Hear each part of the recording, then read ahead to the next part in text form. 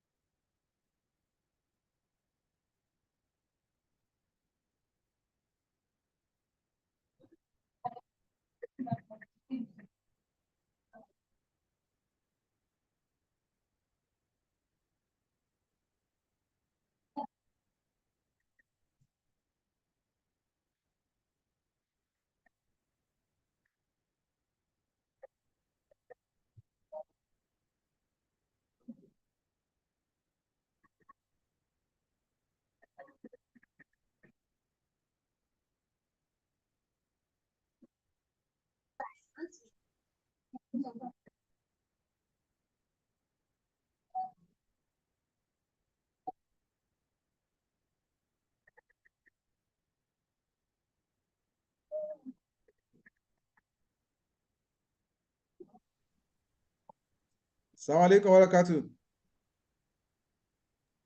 Walaikum Waalaikum assalam assalam wa rahmatullahi wa warahmatullahi barakatuh, sir. wabarakatuh.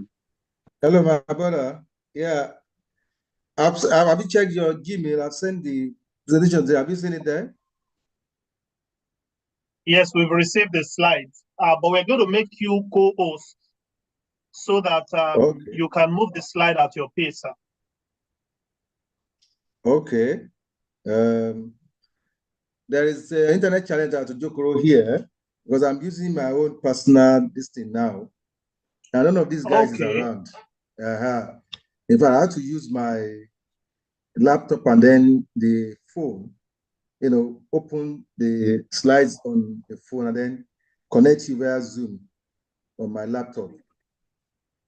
So All right. if you could share it there, I hope that could be fine. Because none of these guys is even around now here to assist. Can you do that? All right. We'll do Okay. something on our hand. Okay, all right. So if you guys are ready, then we can move on. Yes, we just await the arrival of we want to make sure that the representative of Sadar Majlis Kudam is on the call. Okay. Once we do that, we'll commence. Sincere apologies that we are not starting by 11 o'clock on the dot, but we'll start shortly. Okay, no problem.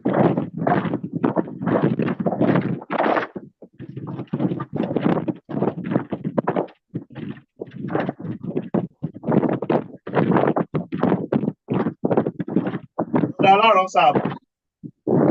Please help us mute. We are getting some feedback from your end.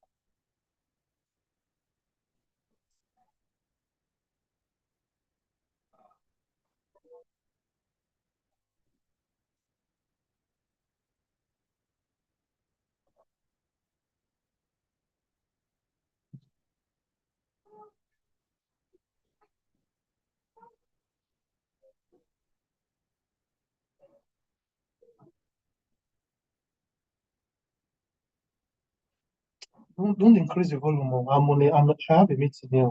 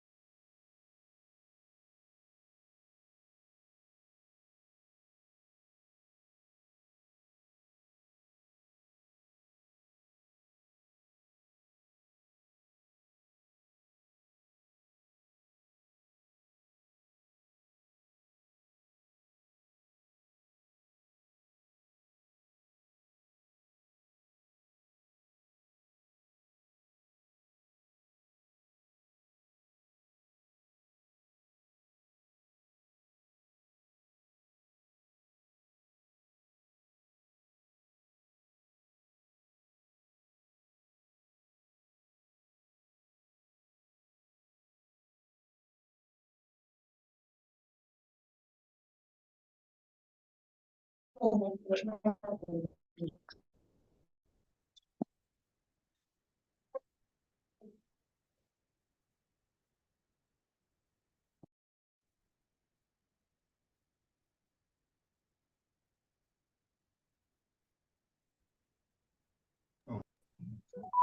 alaikum. Hello. Assalamu alaikum. Wa alaikum salam. Yes. Yes. Unlock that sharing screen.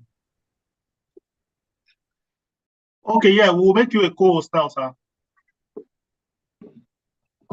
Hanif, brother Hanif, sir, can you please disable it? Enable it. Sorry, it's disabled. Okay, so he's going to make you a co-host shortly.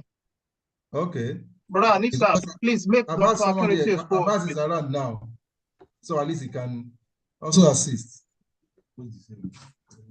I still disabled. You can be co-host, then it's easier then. Yeah. Can you hear me, please? Yes. Yes, we can hear you. You are now a co-host, sir. Okay, all right. Yes.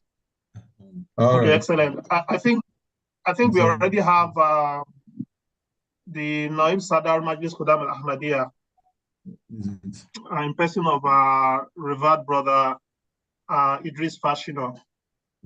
So I believe that we are able to start now. Brother Hanif, sir, please, over to you. Assalamu alaikum wa rahmatullahi wa barakatuh. Wa alaikum salam wa rahmatullahi wa barakatuh. Can you hear me too? Yes, sir. So it is indeed our honor to have you all again this morning for our Majlis Ansar Sultan Conam Nigeria virtual seminar. And we give thanks to Almighty Allah for this opportunity. And we praise him, we adore him, and we appreciate him for everything despite all odds. We praise the Holy Prophet, we seek his blessings upon the Holy Prophet Muhammad sallallahu alaihi wasallam, his households and companions, and we glorify his name and pray that he guide us through. You are all welcome again to this seminar themed leveraging AI for credible research. And this is actually to address the use of artificial intelligence tools to improve the quality and accuracy of our research. And on that note, we have actually prepared two topics to be handled by our revered individuals. We have legal and ethical issues on writing to be handled by our respected Dr. Kosim Akinreti, and digital platform and tools for writers to be also handled by Mr. Taufik Ajibade. So for this seminar, the chairman for this occasion is the respected Sada Sahib, but Akinyemi Abrokib, though he won't be available, but he has been ably represented by Brother Idris Fashina, the Naif Sada. Can you say salam to the house, please, sir? Assalamu alaikum wa rahmatullahi wa barakatuh. Wa alaikum salam wa rahmatullahi wa barakatuh. Welcome, sir. We appreciate your presence. Also, we are introducing our special guest for today's occasion. We have the respected Dr. Muhammad Bashir Badri. He is the National Tabligh Secretary for the Ahmadiyya Muslim Jamaat Nigeria. If he's around, I think he should say salam to the house, please.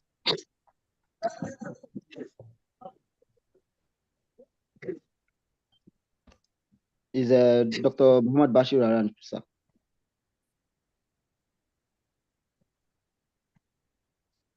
Okay, I think he's not on the call yet.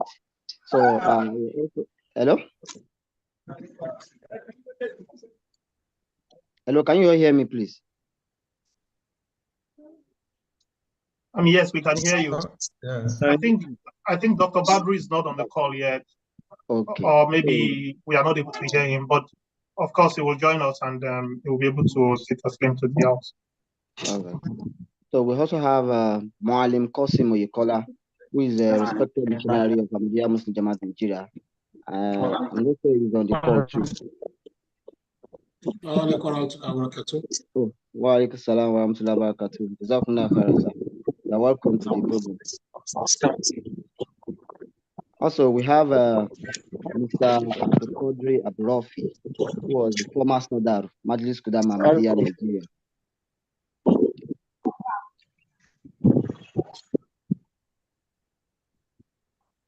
Assalamu alaikum. Do we have Mr. Abdulkadir Abdurafi on the call, please?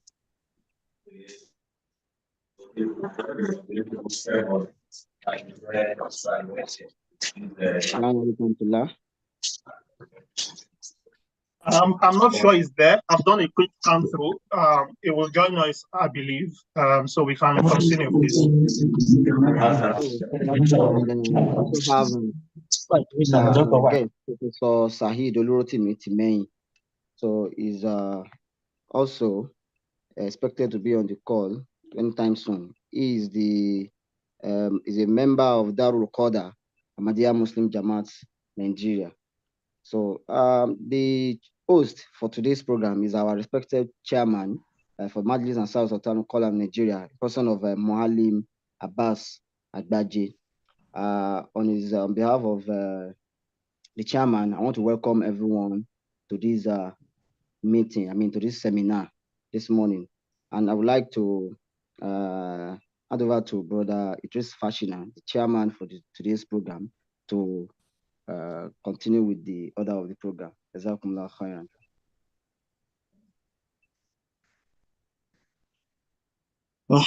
Jazakallah khairan, Brother Nifman. May Allah continue to strengthen us all and continue to ease all our affairs for us. Assalamu alaikum wa rahmatullahi wa barakatuh. It's a great honor and privilege to be here representing the respected Salah Sab, and without wasting much of our time, after resting on all existing protocol, I give honor to all my respected brothers here, fathers, starting from Dr. Sab, Dr. Kozim Akinreti Sab, missionary Oyekola Kozim Sab, and respected chairman of the Muslim Writers Guild of Nigeria. This indeed is a great program that has actually been dish out at this present moment. But without wasting much of our time, I think we commence the program immediately and call on our respected brother Abibullah Bonifade Sab, for the opening recitation of the Holy Quran. Brother Abibullah Bonifade Sab, please, are you there? Bismillah.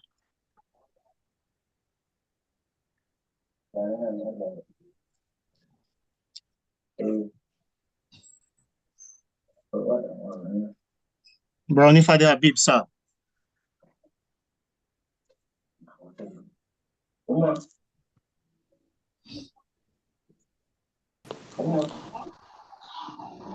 Brownie, can we confirm if he's on call? Okay, channel side. I saw him Just briefly. He's having network issue.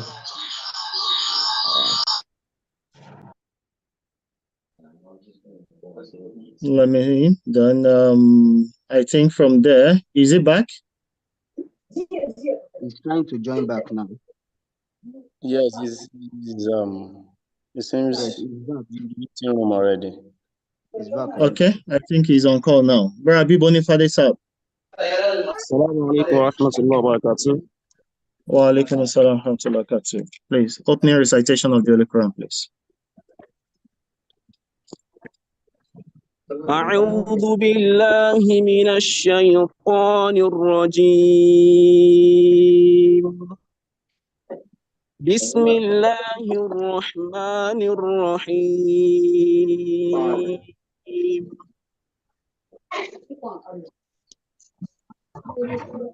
ألف لام ميم صاد. كتاب أنزل إليك فلا يكن في صدرك حرج منه في صدرك حرج منه لتنذر به وذكرى للمؤمنين اتبعوا ما أنزل إليكم من ربكم ولا تتبعوا من دونه أولياء قليلا ما تذكرون وكم من قرية أهلكناها فجاءها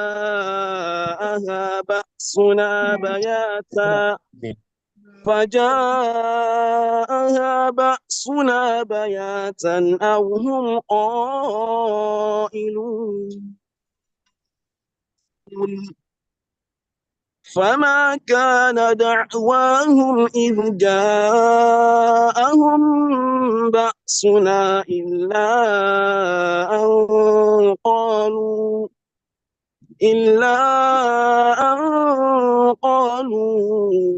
إنا كنا ظالمين فلنسألن الذين أرسل إليهم ولنسألن المرسلين.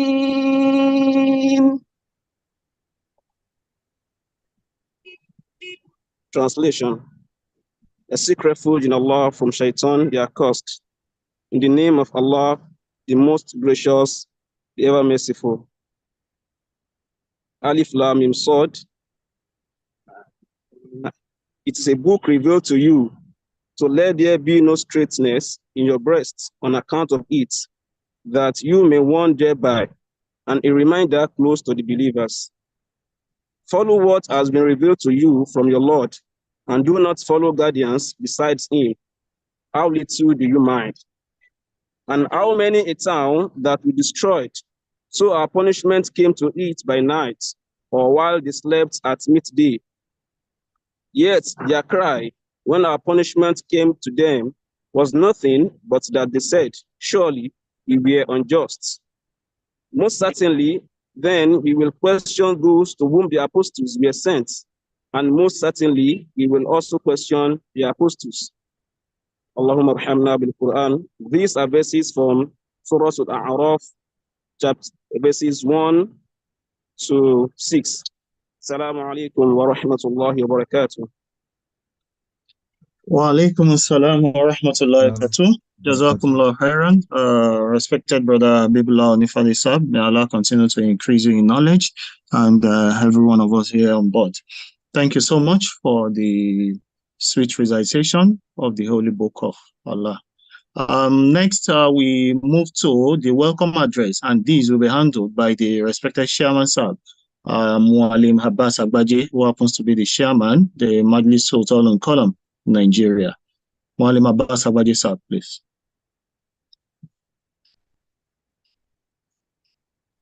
Jazakallah khairan, respected Naib Sadar Admin, Majlis Qudam al-Ahmadiyya, Nigeria. Assalamu alaikum wa rahmatullahi wa barakatuh. Wa alaikum assalam wa rahmatullahi.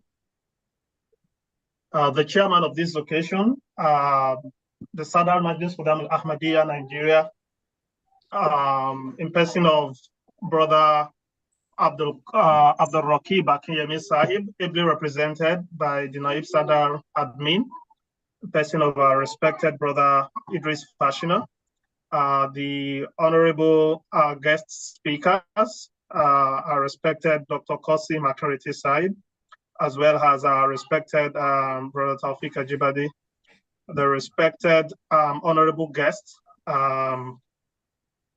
dear brothers and sisters. I believe we have some sisters join us. Assalamu alaikum wa rahmatullahi wa barakatuh. Wa alaikum assalam. Let me start by thanking Allah for this occasion of Majlis Ansar Sultan al-Qalam's virtual seminar 2024. It's been something we have planned to hold earlier than this, but alhamdulillah, we have the grace to hold these important events today. It is our wish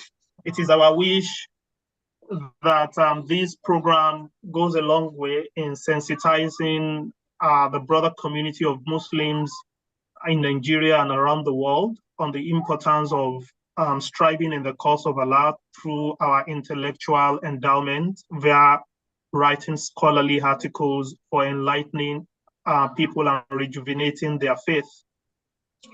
This seminar, it's one that we hope will engender and inspire a lot of people to adopt some of the best resources out there in terms of our digital age, to write better, write well, and drive the pristine teachings of Islam as taught by the promised Messiah, alayhi salatu wasalam, to the corners of the earth. So we thank you for taking out time to join us today. I wouldn't want to talk too much because we have erudite scholars who are going to share, very interesting thought with us today. It's a real pleasure once again to welcome you. We all have our skills as writers, but there is always room for improvement. In Majlis Ansar Sultan al-Qalam, we have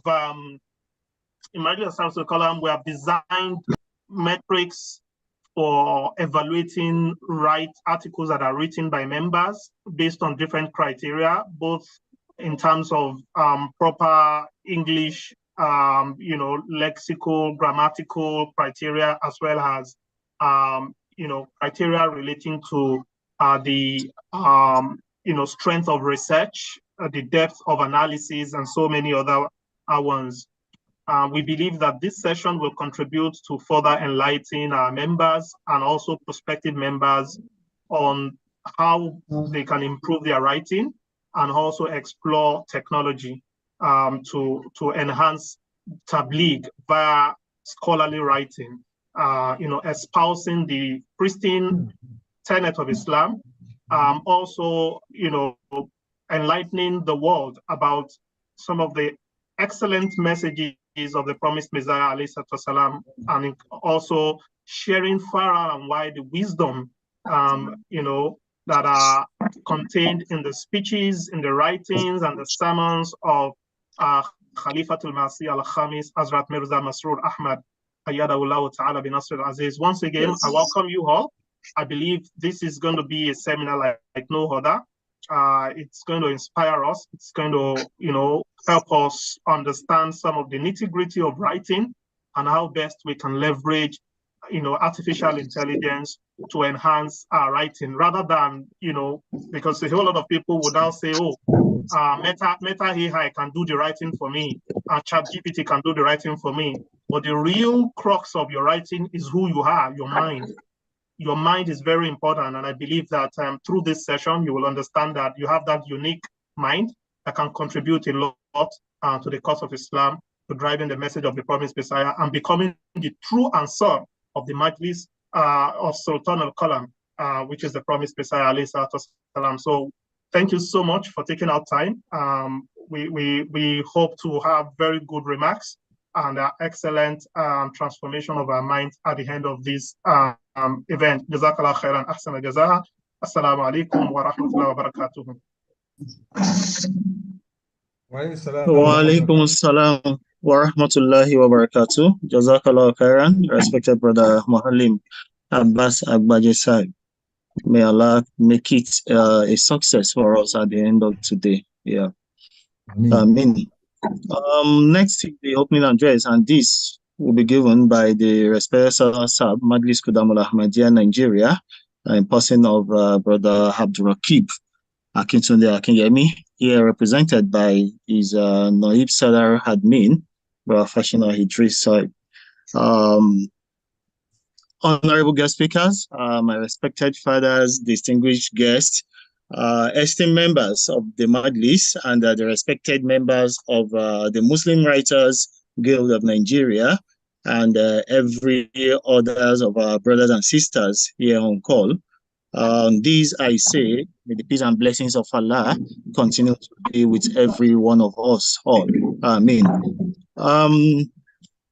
It is surely a great honor to address us today as a representative of the SAB, Majlis Qudam al-Ahmadiyya Nigeria, who sends his warmest regards and apologies for not being able to join us due to other present commitments. And on this, I am privileged to stand before you as the Naib Sadar Admin, Majlis Qudam al-Ahmadiyya, to share insights on the theme that has to do with the seminar of today, which is leveraging AI for credible research. AI, as we have it, artificial intelligence. Firstly, and with no doubt, we all know that this theme is not only timely, but also crucial as it underscores the transformative potentials of artificial intelligence in our scholarly pursuits. And in today's rapidly evolving world, you all can definitely agree with me that the integration of artificial intelligence into various domains have seriously become indispensable. And we to talk about the researchers and even the writers that are working on this. Definitely you all know that the artificial intelligence presents unparalleled opportunities to enhance the accuracy and efficiency and even the credibility of the works that most of them are working on. However, we need to know that while embracing this artificial intelligence, we as Muslim researchers and even writers must also remain vigilant about the ethical dimensions of its application, because our commitment to these ethical principles is of high paramount. And on these, we must also ensure that the artificial intelligence tools are used not just anyhow, but in a responsible way with a steadfast adherence to transparency, privacy, and what has to do with equity and fairness. And if I'm to say it, definitely you all know that our work most especially as Ahmadi Muslims and the follower of Imam Mahdi alayhi salatu wasalam, should reflect the Islamic values of honesty, justice, and the pursuit of nothing but the truth when this has to come. And I let us have that the unique responsibilities to harness these artificial intelligence potentials is not just for our benefit, but for the greater good of every human. And our goal should always be to contribute meaningfully to the society. And not only that, but also upholding the values that actually define who we are and what we are as Muslim, and not just Muslims, but Ahmadi Muslim, who really understand the preachings, teachings of Islam to its core. And I'm sure that by the time we have our erudite scholars in person of Dr. Keriti Kozim Sab, who will also be taking us through the journey that has to do with the topic legal and ethical issues in writing, coupled with Mr. Taufik Ajibade Saib, who will be taking us through the journey of the topic called digital platforms and tools for writers. I'm sure by the end or through this journey, today's seminar will be a platform that will explore the ways whereby artificial intelligence can enhance our research capabilities. And to every one of us, it is going to be a golden opportunity for us all to learn, to discuss, and also collaborate on the best practices, and to also address any challenges we may face whenever we are actually working towards advancing in this usage of the AI. I look forward to the engaging presentations and with no doubt the fruitful discussions that will undoubtedly enrich our understanding of these artificial intelligence roles in credible research. Once again, I want to thank all of us for the participation and dedication that we are going to invest in today's seminar, and I pray that may Allah, in His infinite mercy, bless all our efforts, ease all our fears, and also guide us aright in our quest for knowledge and the truth. And it is on this I will say that Assalamu alaikum wa rahmatullahi wa barakatuh.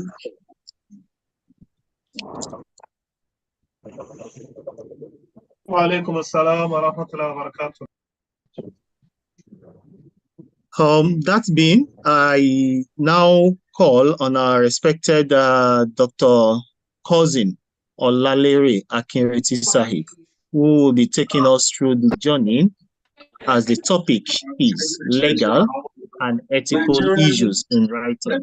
We all know that Dr. Cousin Akinreti Sahib is the Deputy Director, Digital Media Voice of Nigeria, and I want to believe that nothing but justice will be done to this topic that has been definitely big to our referred scholars. And on this, I call on our respected Dr. Saab, Dr. Cousin Akinreti Saab. Assalamu alaikum warahmatullahi wabarakatuh. Wa alaikum salam wa rahmatullahi wa barakatuh. Jazakallah khairan.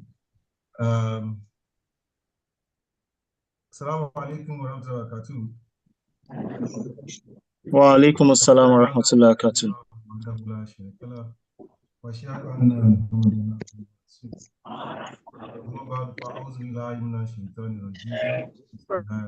How doing?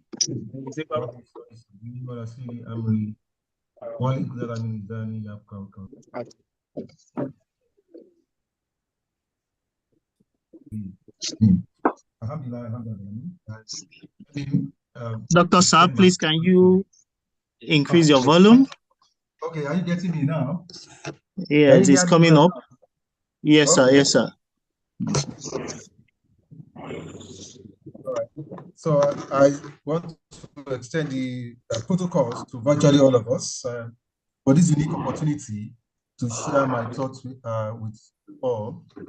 It's quite important because of relatively, I'm looking forward to a situation where we have more of budding talents, so more writers, and that can join the League of Professional Journalists in Nigeria, because it's very, very important that we need quite a lot of people, especially Muslims, to come around. And that's why I'm obliged to share my experience with you on how you can write effectively and passionately, and for us, to also aspire to, extend the grace of Allah to virtually everyone. You can see if you have this copy of the slide. I said because I think it's still morning, so I decided to come with a cup of coffee to share with everyone while I try to look through, do the compliments. And so, for some of us who look at MASQ, quite a lot of my colleagues in the media have been asking me this question: who are they? Because quite a lot of them actually wanted to be part and parcel of MASQ, and I said I define it well. It's Majlis Ansar Sultan column. That is internal recognition within the Ahmadiyya Muslim Jamaat. But externally, it's called Muslim Writers Guild of Nigeria. So this external recognition has gained quite a lot of momentum. And so to everyone, this is an umbrella of all Muslim writers. So the name was well thought out. So Muslims, academicians, and well-wishers have embraced the name.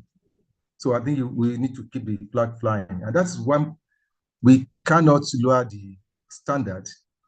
I've gone through some of those write-ups, and I had to send permission to the group that some of these materials can be used and be published in national dailies and some of our online platforms. So now that I've gotten that opportunity to do that, I'm also now taking more interest to read through some of those things and look at areas where we need to inject, some suggestions, because it is targeted towards specific audience. And if it's targeted towards specific audience, we need to understand the rules. Dr. Akinreti Saab, I think... Yes. Can you hear me? Where the look is really affecting the network. Yeah. The what? What is affecting the network? Can you hear me well? I believe so. Maybe it's Yes, network yes, I from can. NSSR. Okay. Yes, I I can. Yes. I can. Yes, I can hear very well. So I'm proceeding to straight away to the lecture. This lecture, I tried to change the topic. I decided to look at it from writing pitfalls. That is the title I'm giving to it. But at the same time, encapsulate the legal and ethical issues in writing, understanding the copyright, plagiarism, and intellectual property rights. In the literary world, and in the journalism genre, we refer to this as axis of evil, because it's axis of evil for any writer. But if you are not careful, you can easily walk to the gallows. You can easily be misunderstood by people, and then you can begin to be profiled. And so I'll give you some examples. Some of our colleagues also fall victim of this. So I look at the conceptual notes. I look at the conceptual notes, taking through what is legal, copyright, plagiarism, and intellectual property rights. So I'm going to put all this in clear perspective so that you can all understand what is all about. Anything that is legal is something that is permissible under the law. So we need to get that's right. And then anything that is legal also includes the rules of engagement, the rules and regulations. Dr. Saab, it appears your voice is distant a bit. If you can get closer to the mic. Yeah, I am closer to the mic. Okay, excellent. It's better now. Okay. So I talked about what is legal. That is what is permissible under the law. It contains rules and regulations, rules of engagement, and any violation of these rules, attracts steep penalty. I will show you as in the course of the presentation. I will let you know that.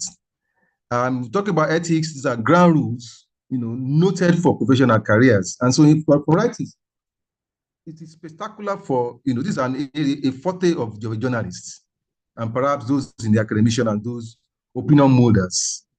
We call them, some of these columnists, and we've had them during the days of Nassim Saifi, the former Amir Mission in charge of Ahmadiyya Jamaat Nigeria, who rose to become the vice president of Nigerian journalists.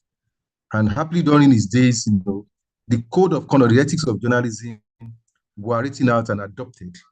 And he also rose to be part of Nigerian Guild of Editors, which today are those are monitoring the contents of texts, newspapers, and of course those on the online and other multimedia platforms. Now, as I refer to this part of this conceptual notes as axis of evils, and I want you to take note very, very well. Because if you violate this axis of evil, there's still penalty for it. Ethics, ground rules, that are noted for professional career. Copyrights is about the ownership and authorship of a material. And plagiarism is also referred to as intellectual text. So while the last one is property rights, believe that you own it, it belongs to you. And whoever that tries to take it from you, there is still penalty that will be attracted to that.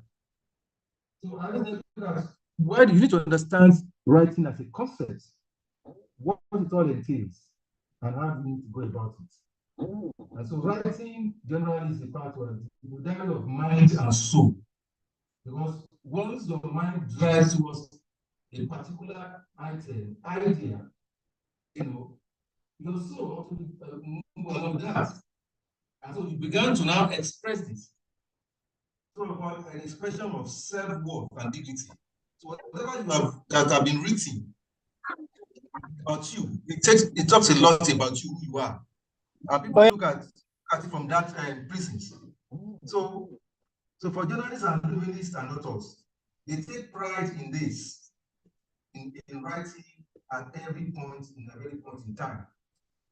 So it's a process in which you are going to use symbols, letters of alphabets. And you must, guide against the use of punctuations, spaces, because you need to communicate your thoughts and ideas in a readable form, either through the texts of a newspaper, a journal, or a book, or perhaps on social media where you need to share your ideas across. Things that are very, very fundamental to writing, because it is, well as from generic, it's like an hobby. Once you love to write, you continue to write. It engenders it all. And of course, writing is a skill. Right? It could be natural endowment that Allah has given to you, as what some of us are professing now, they are doing now. Because quite a lot of it I've seen on that, doing that write-up are not professional journalists. In terms of those who are qualified and who have gone through to study mass communication or journalism or whatever. But then because of the passion that you have for, because of it's not like an hobby or the natural endowment God has given to you, you just want to do it. And this second angle is that some of those who want to learn about it, acquire more skills about it, acquire more information. That's the essence of this seminar. So writing is about creativity, and it involves styles, because your personality is identified to it. In those days when Nancy Psyche was there, he rubbed shoulders with people like Ayekuto, late Bishop Onabanjo, Shegun Oshoba, and a host of others that even permit to the current generation. Alaji Olatunde, late Olatunde, Alaji Anima Shaun. And so there's something called what they call the word of wisdom. That's the column of our late Alaji Anima Shaun on the Vanguard newspapers. And Alaji Absalam Olatunde facing the Kaaba. So they have created a niche for themselves. And that is why there is a lot of respect from some of these people.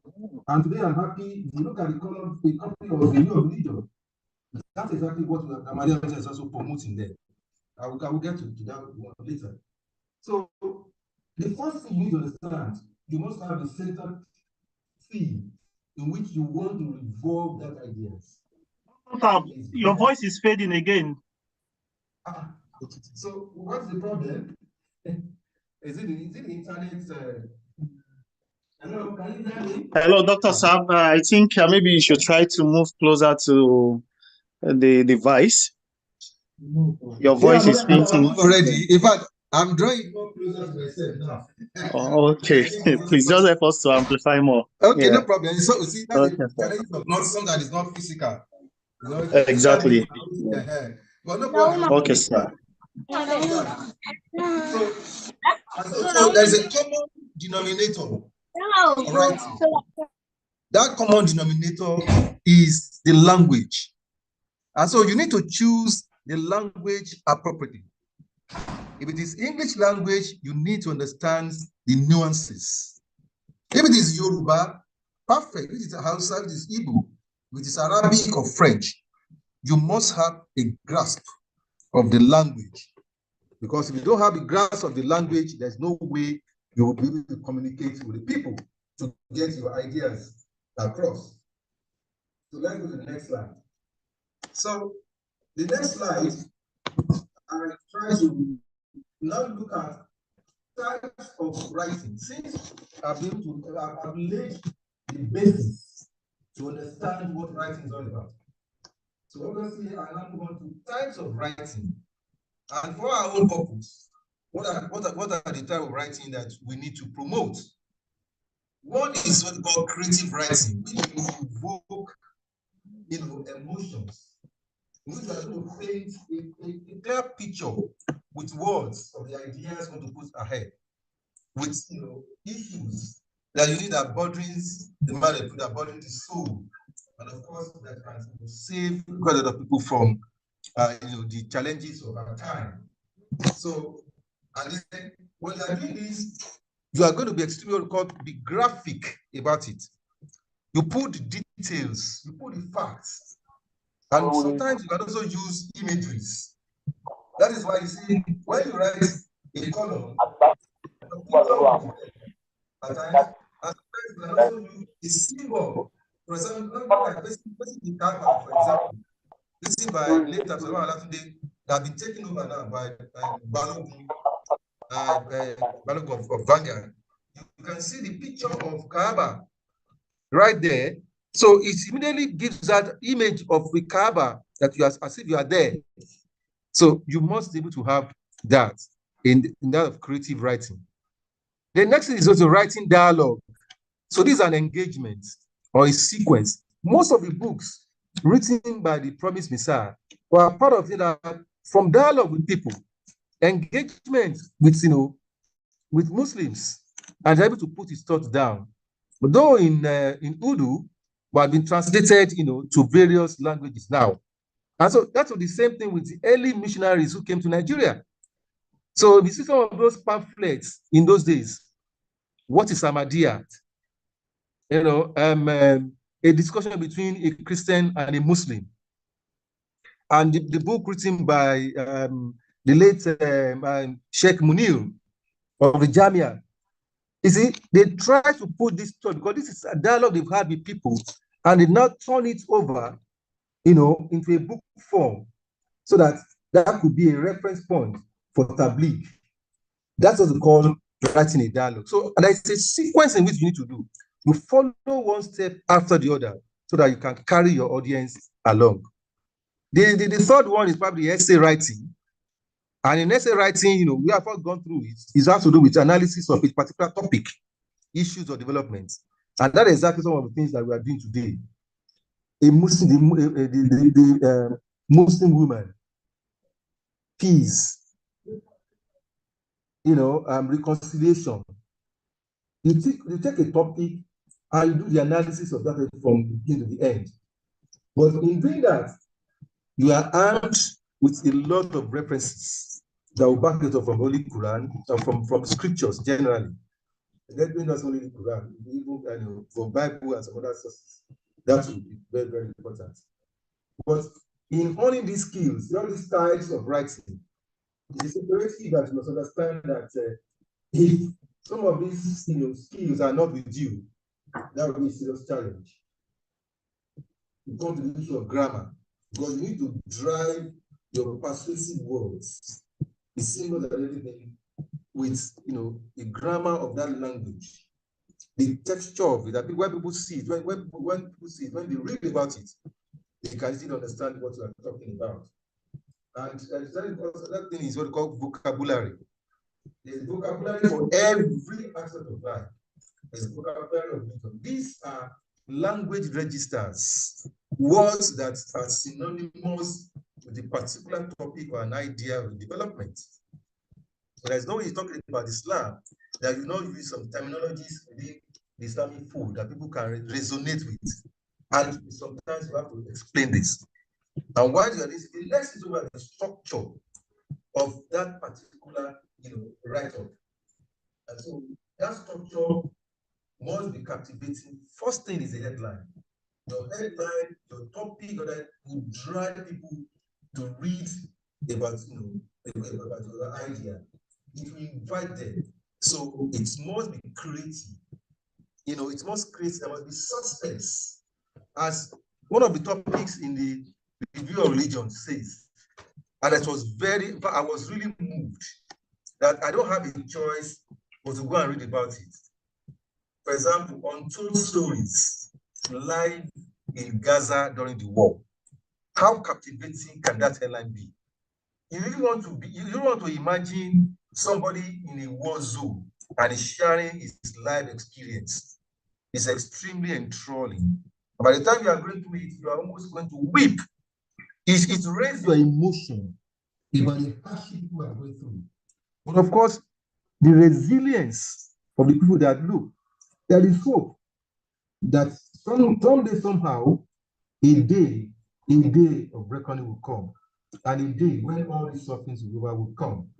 That is kind of the passion, the emotion that are raising for that person. Let me give another typical example of a captivating headline from Review of Religion. It says the laws of war in Islam. Can you imagine? The laws of war in Islam. Yes, there's a crisis between the Hamas and Israeli forces. But despite that, there are rules of engagement. Is rules of engagement, who cares about it? So these are things you do in terms of the lead or the title or the sentence you are going to give to the headline.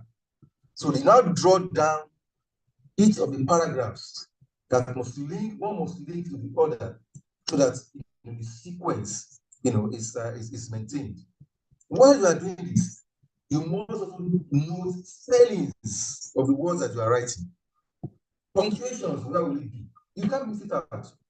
Then you can also bring part of the style is to do what we call indentation. You can do subheads so that a particular person can be interested in one aspect. You take a word from the narration and look at it as a subtitle to drive home your point. And while you are doing this, you need to be accurate with your facts. That somebody can say to go and check it out what you are saying. Is it quoting correctly from the Holy Quran? Is it quoting from the scripture from the Bible? Or is it quoting from other works? People, God is about your personality, is your totality. People can say to go and check it out. Are you clear enough? Is that what we call the clarity? And the last thing there is about referencing. So if you are referencing people, you tend to people will get that's what you actually do as a very good writer. Next slide. So in the next slide, I'm also going to try to look at what are the basically how you can improve. How you can improve on this writing. That's key. I cannot improve on it. So read about other writers, read their works. I was sharing with one of us, I taught with one of our missionaries. Sometimes I said, have you read the book by H. Al-Mawdudi? I mean, it was quite empty. At that point, I think, what do you mean? I said, look, have you read one of these? Have you read any of the works of this person? Because Al-Mawdudi was imprisoned, was a great Islamic writer. So we need to read about that other person. So how many of the books of what I was saying, the one Israel have you read? It's very instructive. So you read about other works, writers' work every day, every time that you think you have. And so that will give you get a clear brief of what are the issues you want to talk about. And why your audience is very important. Who are they? Are they Muslims? Are they atheists? Are they Christians? In the general people, you put them into perspective when you're doing your analysis.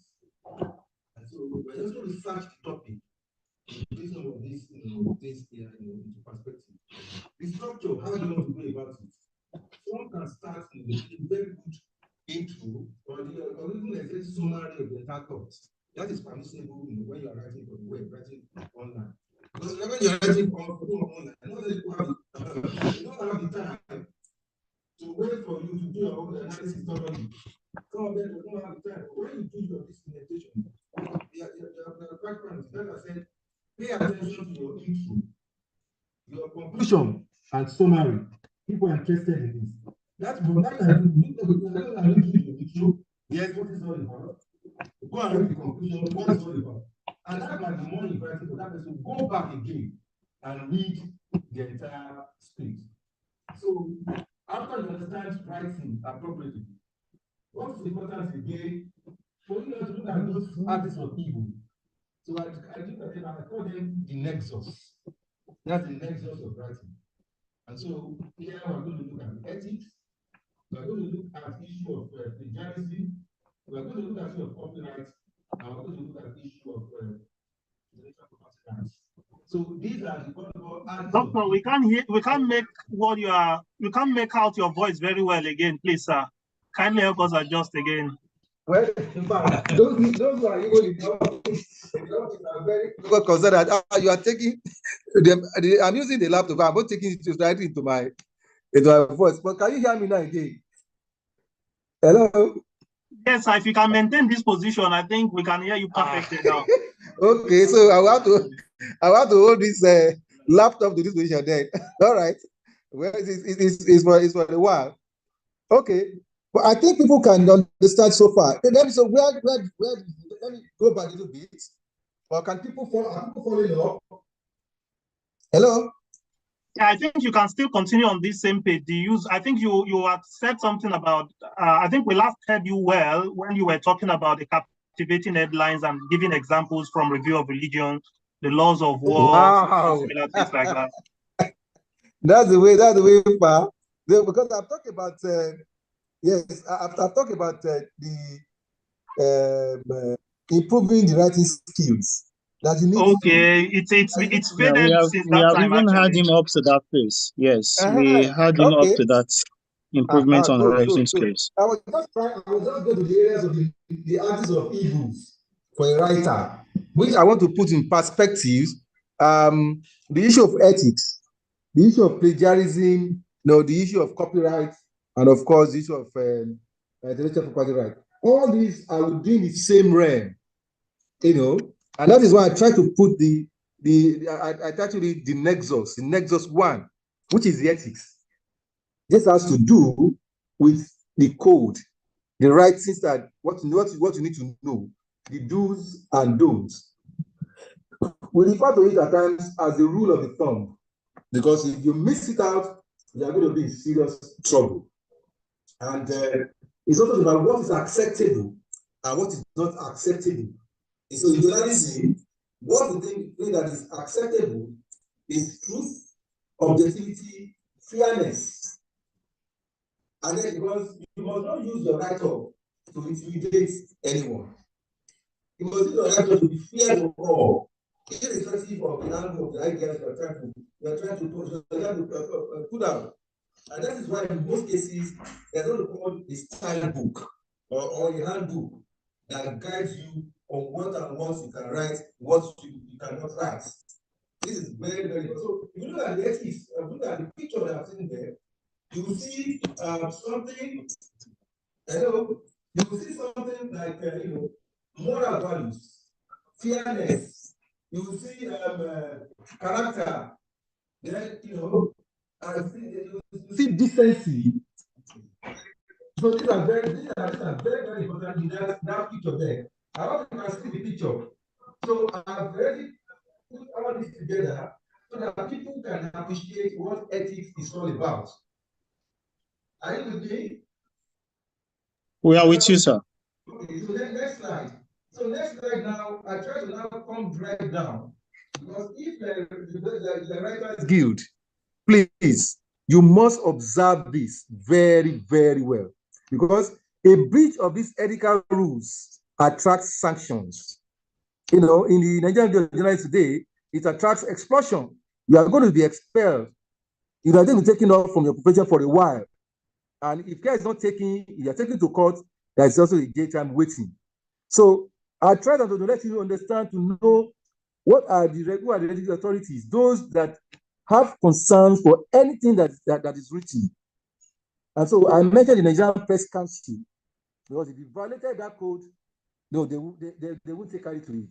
The NUJ, Nigerian Journalists, Nigerian Guild of Editors, then group of corporate online publishers, because anything that you have put online, that you have published, you are liable to it.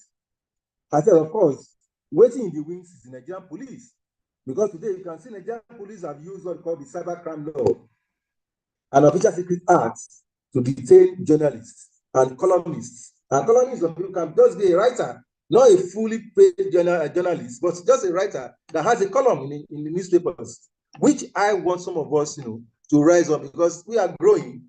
We hope that we also leave some of you guys behind to continue, bearing the torch. And so I put appropriately what ethics is about: balance, fairness, accuracy, objectivity, truthfulness. Anything short of this, as a members of a Muslim Writers Guild, honestly, we are liable. And that is why we need to watch it very well. Next slide, please. So you see where we call them axis of evil now. Now, so next to that, because once you have something is written out, it's already published, you have breached one way or the other, probably you breached the code or the rules, the ethics. What is the next that is waiting for you, which is also an act of evil, is called plagiarism. Where did you get the material? Is it your original thought? Or did you copy and paste willfully? So it means you have committed a crime to refer to it as literary text, which involves you didn't give any attribution, the sources, you deny your sources, you didn't acknowledge that yes, this particular so and so. Yes, we only quoted verse of the Quran, copious in the write-up. Hadith. What are the sources? You must have a called notes. You must have a short notes.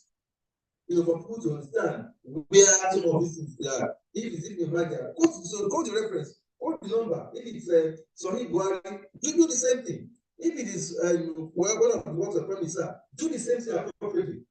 This is important. So if everybody wants to question you, it could not, because what you have done is also assist the reader. Those of that read it also go and look for that particular material. When I was talking about, I've read right up on Al-Madudi. It has to be wrestled with the youth. He said 3 things would be very attractive to the youth in the 21st century, in the later days. What are they? He said everything has to do with entertainment, sports, music. And he said it's not what is happening today. So when he was making reference, when I was discussing about this, I was saying, and these are the things that have been extrapolated, that has not been said by, even when they are this, the signs of later days. I know Dr. Israel used to quote a lot of signs of later days in those days when we were big, you know, and when we this material.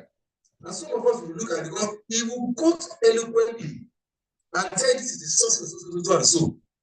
And so when I actually put of reading it from Al-Bani, I said, okay, well, so I can infer that there is an authority that's going to write these, you know, signs of later days that are exposing for people to know. So that is why legalism is. So you don't want to go and take everything and see that. And there is no acknowledgement of that source. What I have done is literally text, and you are liable to it. When we get to that, you will see, when I get to your copyright now, you will see the fine and the data that awaits whoever violates this essential aspect of writing. Next slide, please. So I said the hallmark of writing illegality. This is why I think that as unpalatable practice for published materials. You can't go suffering. But people will usually go and look at it, they will mark it down. And so writers, journalists, they are never up to this. So I give a very good case study. Some of you will be surprised that a lot of the journalists in Nigeria was accused of plagiarism. I'm sure you'll be shocked. Somebody that lives to that level, everybody knows it, he was accused. A colleague said no. Part of his record, most of them were limited when they were not using again. So it became an issue. I thought because if you have done that, you didn't go back to her, but that person, you have to push it and take it to the copyright commission, you are in trouble. And if it is abroad, it's about $250,000 in the US. Once you are lying, and it can be proved. But you know, in Nigeria, some of these things, we don't care much about it. But at least on the celebrated case there. So I have to let you know the one it exists. There's only a particular woman who wants to become a senator of Nigeria now. He's an academician, he's a later investor of jobs. And so he has taken some aspects of record from law reforms and appointment. You know what? This fellow waited for her until now that she has been confirmed as senator of Nigeria. She has been shortlisted. And part of the rules is that there are what we call objections. So it's allowed. So it started last week. There is 2 weeks for claims and objections. And so you can imagine the professor of law now in trouble when he wants to be constitutional of Nigeria. And so the person, the lawyer that will say, no, say she has to be sanctioned. That is the gravity of any type of thing you have done before. You think it's all over, that nobody cares. Somebody somewhere can keep it. And use it against you at the point. So you need to be extremely careful about this. Next slide, please. Next slide. You can see the copyright. That is the act of evil too. A question of ownership. Are you the author of that particular item? Are you the originator? So if it's about copyright, Does it fulfill all these rules? You can just go and to put copyright and put all those things that have to relate to copyright for you to appreciate. So you can listen to because if you have taken it belongs to you, then it must be for you. That's why you see the word, the sign, see, it's always very, very, very, very important. If you look at the back of the review of religion or any of our programs, even when after finishing the program, you will see from review of religion, you can see the copyright Islamic publications 2023. And you can see the ISBN number attached to it. So this is the copyright of our system all over the world. If anybody tampers with this, lifted any article outside this, that person will be in serious right. So next slide, please. So as also that you see in the next slide, I try to put very down some of those things that have to do with the ownership. You believe it's the original thought. So if it is about originality, so the content is original. You are putting it into the web and I think it's original. And then the author, you as author, you are the original source, and you are going to protect that particular source. So again, the law is at your beck and call because the law covers you and provides you. So originality is the only criteria to determine what the said work is, whether it's copyrightable or not. That is the only thing you can pick in court. I will still come over to some of the gray areas that some of we journalists use to escape, even when we get to the court of law. You will see it there. But I don't always advise people to push to that end because lawyers are very clever and how they are going to get you on those three issues. We'll get it in the slides. Next slide, please. Now, if these are the infractions, violation of copyright rules. If there is intervention from National Copyright Commission, government has set up an agency specifically for copyright. So you can understand how severe this thing is. So you can be arrested by the police, and then you can be prosecuted. So the jail term is 1 year imprisonment, and the fine is 100,000 naira. But if it is criminal in nature, if it is criminal liability, you are going to pay 2 million naira. In the US, it's $250,000. So that is how the gravity of the offense. If you violate copyright law. But of course, you can escape. If nobody comes around to report you, so then you can do something. But somebody somewhere could wait for you any of the day, and you can be in severe trouble. Next slide. Next slide, please. Yeah, you can see, I now put the video in perspective for you. This is where you can see the logo. Excuse your my dear Mr. Jamat. And at the back of it, you can see Islamic publications. In those days, you can imagine 1902. By then, the Muslims are still they are still sleeping there. But the one video was out because this is a material I showed to a professor at Harvard University. He couldn't believe it. A professor of religion. And he said, come over. I said, are you seeing this? He said, he took it from me. Then I said, and thank you so much. And since then, the view of religion are given to free of charge to back up the University Library. Because by the time you read it, said, this is honestly, this is a material that we need to keep in our library.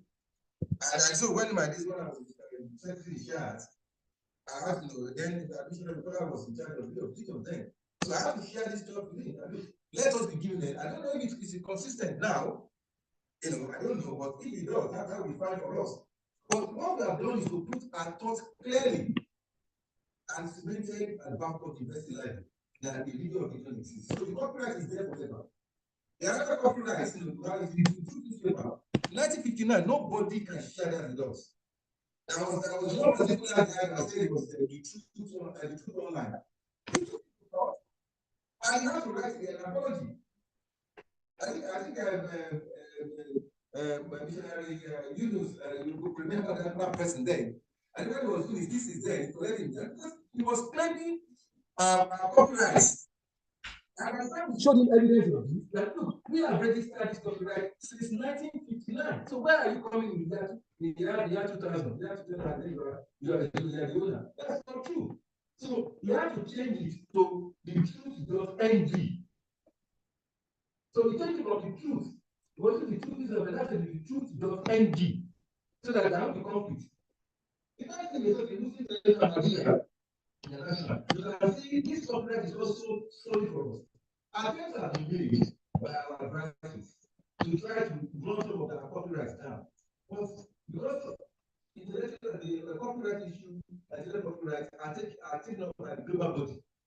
There's nothing you can do about it. It will protect your originality, your integrity, your personality, everything about you. That is what copyright protects.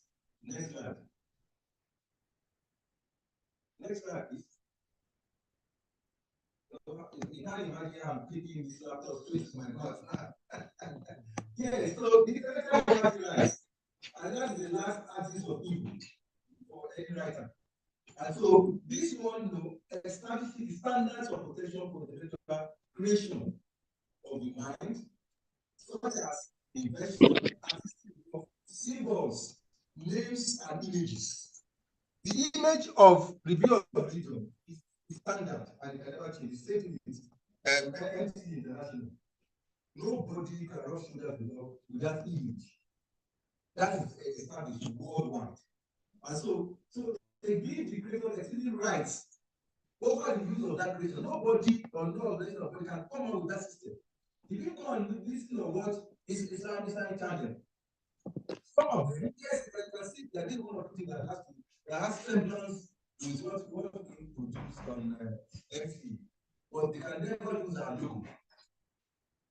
They can't use it, no matter how they try. So there are two main forms of this intellectual property.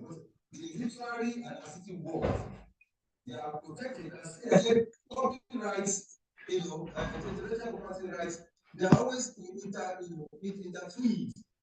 It's one of them. And so, but the only plagiarism is the one that is outside the scope of the two, because it has to do with the writing per se. But this one has what we call copy and paste. You have gone to somewhere to go and steal the idea of someone, you plant it and believe the idea belongs to you. So intellectual property rights ensures that your trademark, that's another word for it. We call it trademark in some cases, because it has to do with some industrial designs, trade secrets, or geographical indication. You see, when the MCA, the logo is coming, you can see how it's roll around the globe. That shows you that this is a global network. That's the essence. And so it is copyrighted and it has been protected as intellectual property of Ahmadiyya Muslim community worldwide. And so there is a body responsible for monitoring all these infractions or violations. We call them World Intellectual Property Organization. So they promote the intellectual property globally. Next slide. Next slide, please. Yeah. So I'm not saying that a duty calls for everyone. We must avoid these pitfalls, dear brothers. If you do that, please read widely. Any topic you want to work on, try and read about that particular topic.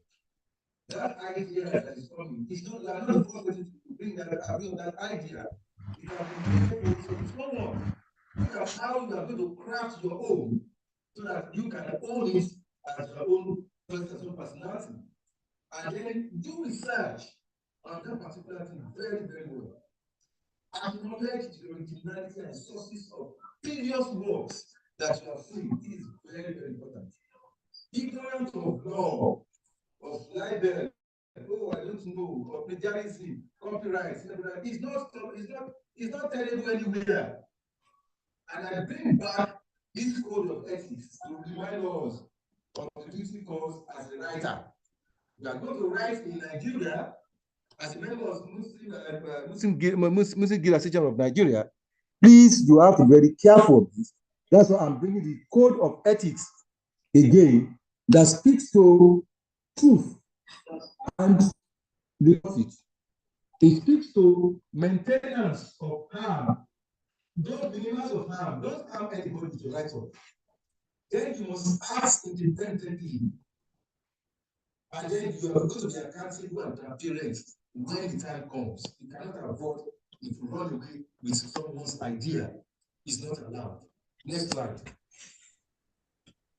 And so it's running home. I also have to go back to look at the references. And in doing this, everything I put together, everything I'm saying now, I'm not utilizing my own original ideas. You can say that today, our thinking. Some people have been thinking along before, and they put all these things together for me also to harness and discuss with you. And that is why you can see there, I need to credit this or make the references to some of these things. Because anybody, anytime can take me up on this. And I can say, well, these are my references. Because you can also check on some of these things. I really well about them. What I try to do is to draw my own interests as a professional journalist. You know, the hands-on experience that I have, the exposure that I have to, you know, really give some of these issues so that you can appreciate, you know, how heavy they are, how important they are for anyone who wants to, because as a Muslim writer, everybody believes that yes, you are knowledgeable, you know what you are doing, and you are going to persuade people positively to change their mind, you know, for good. So any attention to fall below the path, with serious sanctions for those who are living. Before bloggers think they can run away. They can't run away longer now. Things have changed. The fact is that bloggers have been jailed in Nigeria. So that's the reference point. Like everybody knows that you cannot use your right of write anybody or insult anybody. Be clear with your ideas of reformation. That is the word. That is the word. Reformation of our society. Bringing the best for people to really understand that this is the pathway to truth, pathway to progress, pathway to prosperity, which Islam has enormously that you are giving to us. So it is the ball is in your court to see how you can win all these good ideas for the people to appreciate what Islam represents in today's world. And you know, people are deciding about AI. Look, there are certain things that AI will do that human beings will come and perfect. That is exactly what is happening today. AI can have that spelling mistakes. When you have an AI to write an article for you, yes, it will do that. It's because you are commanding the machine. It's a machine too. You are commanding, you will have so many materials that has to be that particular topic for you. It is now dependent on you to how you sift through all those information, arrange them logically, and present them to your, you know, to those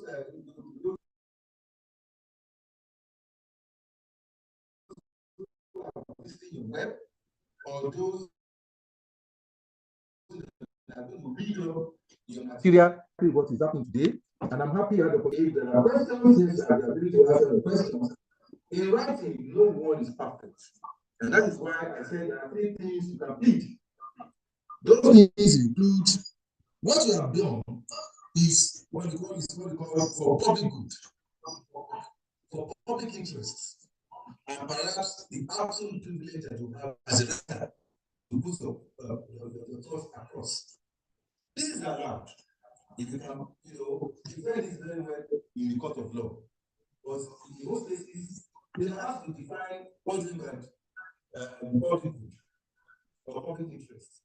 When at the end of the day, your right of inciting people, when the right of inciting people to arms, at the end of the day, the right of does not promote peace.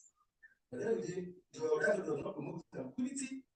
Your right of is dividing the people and is splitting the people. They are not of they can have reference. Yes, arrest is so and so. And then they'll go and pick up that particular item and read it. So, how well are you going to plead public good or public interest?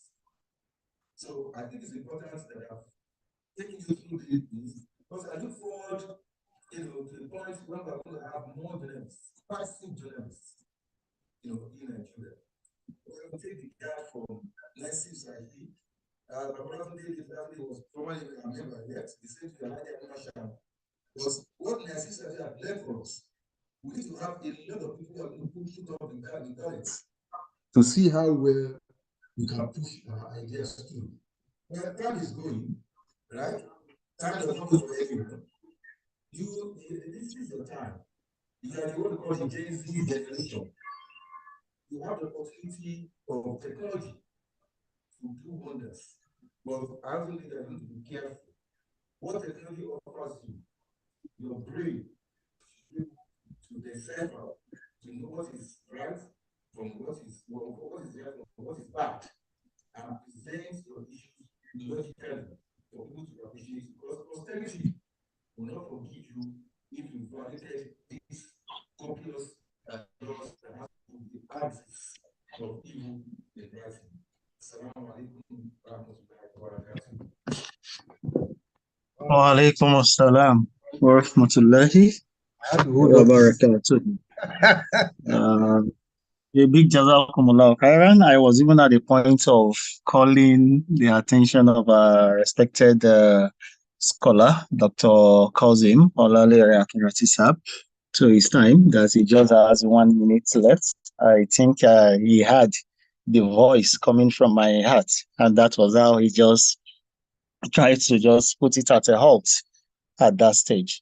A big jazakumullah khairan once again to Dr. Saab for showing us the beauty in the topic that has been given to you and in which justice is being done onto it. The topic once again is legal and ethical issues in writing. To me, justice has actually been done to this, and in short, there are several areas that this has actually cut across. One of the areas has to do with ensuring integrity and trustworthiness. This will definitely maintain the credibility of research and writing, and definitely, no doubt, is very, very important, especially even when using artificial intelligence as a key point to it. One of the jotted points here is promoting fair use and intellectual property rights. These he actually nailed very well. And I know he really hammered on this because it has to do with some understanding some legal aspects of writing, such as the copyright law and its fair use, which help most writers respect intellectual property rights and so many other things that has to do with it. Also, one of the areas he mentioned has to do with upholding ethical standards, fostering accountability and responsibilities of writers, encouraging transparency and honesty, enhancing the quality of research that most of our writers will want to work on. And this we end up by actually navigating through the complexities of artificial intelligence and also contributing to the ethical of artificial intelligence development. For myself and every one of us here on call will definitely know that he actually cut across everything that has to do, if not all, that has to do with the topic that has been given to him, legal and ethical issues in writing. And once again, we say a big jazakumullah khairan to our referred scholar, Dr. Kazim Olalere Akiratisab, the Deputy Director, Digital Media Voice of Nigeria. May Allah continue to increase in knowledge and continue to make ease your ways for you at all time. And without much ado, I will have to move on to the second lecturer, which has to do with the second topic, digital platforms and tools for writers. Now that we have all listened to everything that has to do with issues concerning writing, then, you know, the truth is you cannot say you want to go and jump into the sea or into the ocean because you want to swim. And, you know, when you get into there and you get to know that there is no way you cannot swim, then what are you now looking for? There, near. So the truth is, before you say you actually want to do something, definitely you must know about one thing or the other about it. And this is the journey which Dr. Kazim Akiratisab has taken us through. And now we need to now know what are those digital platforms? What are those tools that can be readily used for us, the writers, and every necessary researches that we need to make.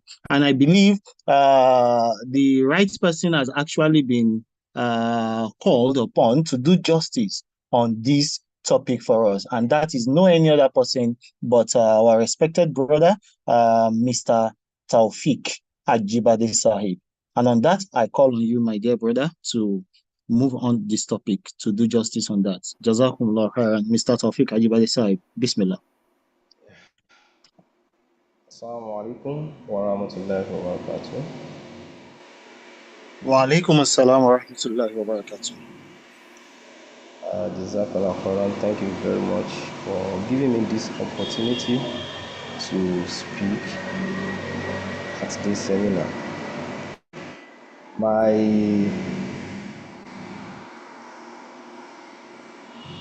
greeting goes to everyone on board, starting from the chairman of this occasion, to our respected Dr. Authority Sahib, Dr.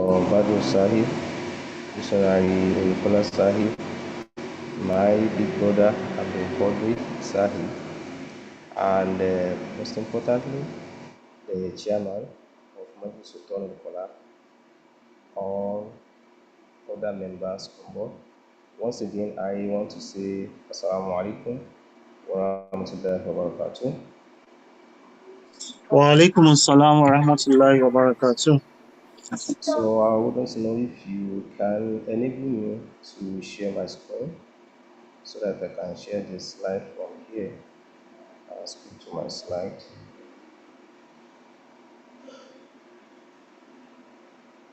Yes, we'll make you a co-host shortly. Mr. Taufik, please kindly also speak out well enough. Respected gentleman on call.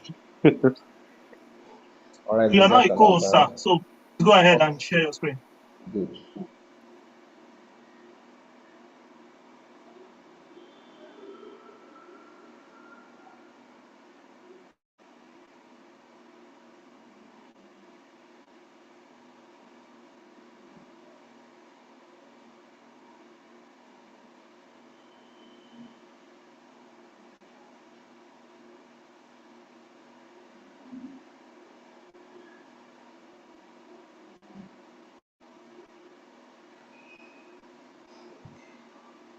All right, so the topic is digital platform, tools for research writing, introduction to AI, software, and online resources.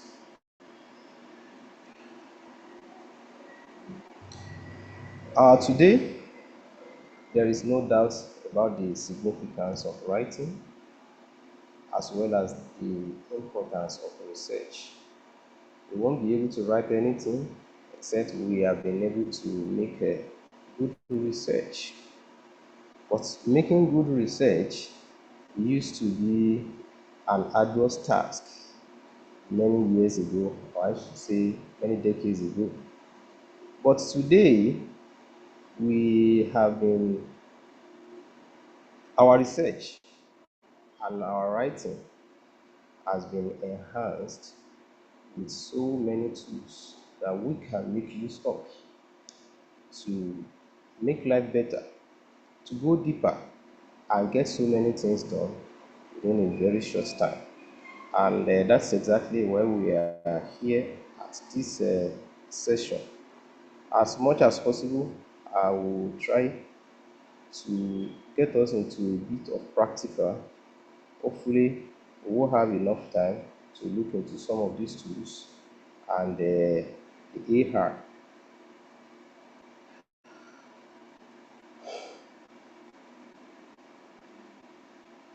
So, I want to start by starting with the first part of it, which is AI. What does it mean in research writing? And what do we understand about it? Generally speaking, artificial intelligence is the simulation of intelligence. in machines which have been programmed to think like humans and mimic human actions. So what AI does is to act like a human being in all ramifications. The way a human being thinks, the way a human being talks, the way a human being reasons, and the actions of human being. So, from generating ideas to checking the credibility of sources, the AI has been or has proven a powerful tool in various fields, including academics as well as writing. AI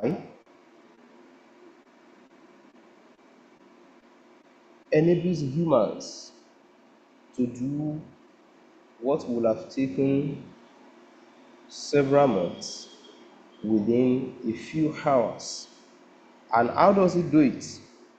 It actually uses what is called the natural language processing and data analytics to provide insights, suggestions, and also improve the accuracy and originality of any written content.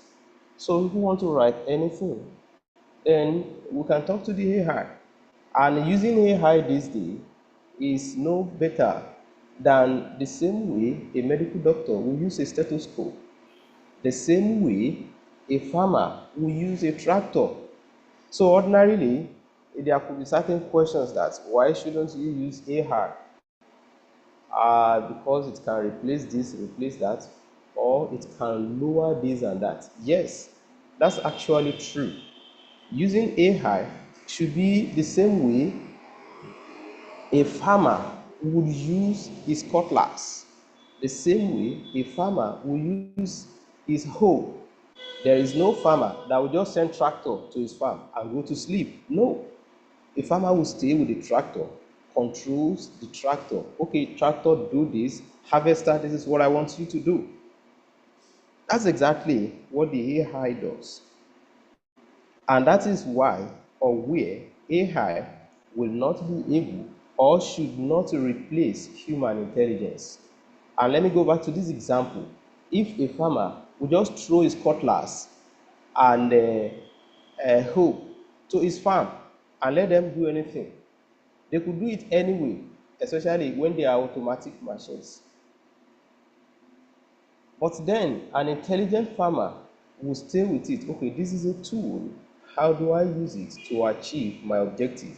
And without affecting the interest of others. We have just heard about plagiarism.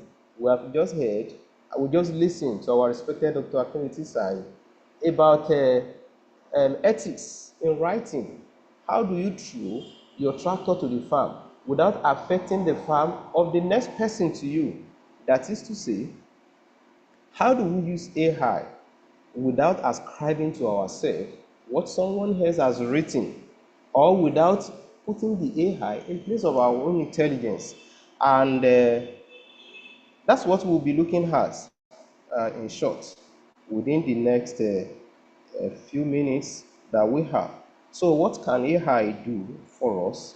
It can help us when we want to generate ideas and we want to explore a topic. For this purpose, there are so many AI tools that can be used. We have the ubiquitous ChatGPT. We also have Jasper AI.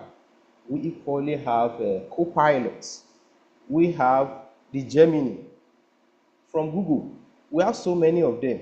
And how do we use them? That is the most important thing. Uh, Another thing we can do is to use AI for literature review and to collect data for our research and our writing.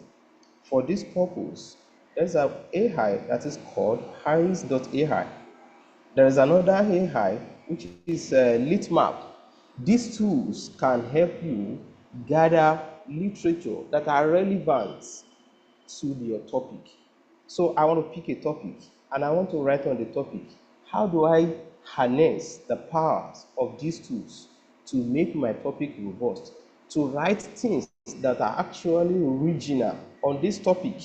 I will just run through this before we get practical about these things. And we also have AI helping us as a writing assistant, as well as language enhancement. We are not native speakers of English language, so it is very possible that we can commit some grammatical errors here and there. Our sentences could be improved in one way or the other. Unfortunately, we may not know how better to improve what we have written. So we also have AI tools that can help us in this regard. And some of them are free, actually. Yes, many of these are actually paid, which is one thing many people from this side of the world doesn't want to hear. We actually want things that are functioning so well, so effective, so efficient, and at the same time offered free of charge. Unfortunately, that may not always be the case. But then we still have the basic features in many of these tools which we can still use. You have the Grammarly, which is always available online. You have the Hemingway, and we also have Copilot. We have so many of them. I've just mentioned these three. These are the ones that can assist us. Respected Brajibale sir, please 1 minute. Okay, yeah, that has been effected. The presentation is not in line with the screen that is being displayed, but I think that has been done now. So sorry to cut you. Yeah, you can move on, please. Jazakallah. I'm sorry, I was just carried away. All right, so now you have it on the screen. The ChatGPT that I mentioned the other time, the Jasper, the Copilot, which can help us in generating ideas and for literature review as well. I'm sure more of us know what literature review means, given that I'm not too sure there is anyone here that isn't a student or wasn't a student at one institution or the other. So you need literature for most of these things. And what does that mean? What have people written about what I want to write? There is actually hardly anything you want to write that some people haven't written about. The only thing you want to make is to present a different perspective, or so to say, to present a better perspective. So you want to tell people, oh, can we look at this? Okay, I have looked at the views of Mr. A, author B, scholar D. I'm bringing their views. I want to synthesize their views. Their views are what come under the literature. So we want to review them and bring up new ideas from what these people have written. Then you have the plagiarism detection. Like Dr. Akinriti Saib said, we have to be very careful when we write and ensure that we are not taking other people's idea wholly without acknowledging. And even in academics, it is not just about writing and acknowledging. You have to make your input in every sentence that you are quoting from someone else. I cannot say Dr. Akinriti says so. I quote a line and I will just put his name, and that is what fill up my page. No, that doesn't make any sense. And in academics or in writing generally, it is not accepted. You can only quote someone verbatim, just only 1 or 2 times, or let me say sparingly. But I use the first person's quote here, there, and all through my notes, they are quotes. Then what you have done is to aggregate the writings or statements of so many people, imputing none of your own idea. That is not originality. That is not creativity. What is called creativity is from this thing, what can we derive from what Dr. So has said, from what Professor So has from his statement. What can we take from their statement? That is what we want to see. And to ensure that you are actually making your own statement without contravening their own rights. That is why you need plagiarism. Plagiarism can also happen inadvertently. That is when you use certain statements and you have forgotten to cite the original owner of the statement. So these tools can help you. You have the copy scale and you have Turnitin that is actually used by most schools, most universities that are really serious about plagiarism. Unfortunately, Turnitin is not available for an individual, but there are alternatives that we can use, even from the Microsoft Word. Hopefully, we will be able to see that today and check how we can even use our own Microsoft Office to do a little house cleaning in respect of plagiarism. Then, how do we manage the references that we have gathered? When you have so many to cite from, you have so many literatures you have been able to review, you have to find a way to gather these things together. So that's what we call a reference management. For this purpose, we can use what a software that is called EndNote. You have Zotero, you have Mendeley, and you have MyLib. These tools will help you to gather together all your references, and with just a click, you can have 1,000 references shown on your file. Then for project management and collaboration, we can use Trello, the Asana, the Microsoft Teams, as well as Google Docs and Microsoft 365. Also, while we're still gathering information, we may need a note because we're not ready to get into the full writing. So we're still making sketches of our writing. For that purpose, you have this software as well, which can be used, the Evernote, OneNote, and Notion, among others. Now, where exactly do we get all this literature? So that's where we come to what is called academic databases or journal databases. You have PubMed, the JSTOR, and the very popular one, Google Scholar. There are so many others, and which are categorized under high impacts, where you can actually get the writings that get thousands of citations because of their originality. So for our data analysis, this is actually for those who are going into full research.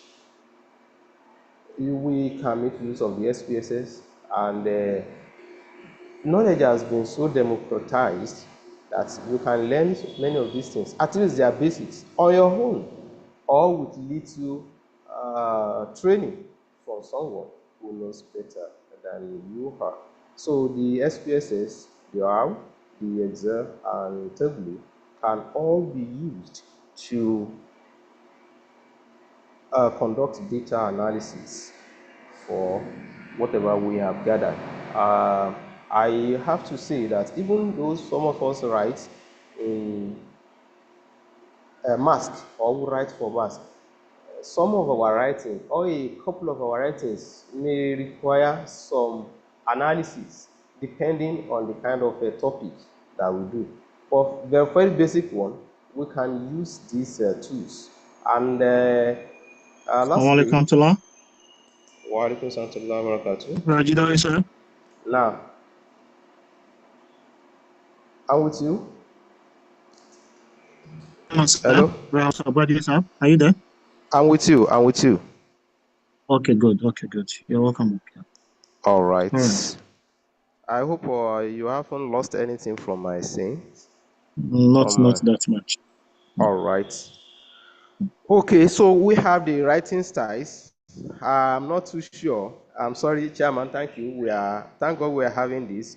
We don't actually have citation styles at MASQ, and I think this may be a wake-up call to us to have citation style. Which styles are we using? Are we using this? Are we using that? Because everyone that writes, they just write their citations in any way. But that is not the standard, and it is not a crime that we forgot to use it. The only thing is that I think we should adopt a specific way people will be citing their references. And we have so many, thousands of them. And these are the very popular ones, the Upper MLA, the Chicago, and the Purdue.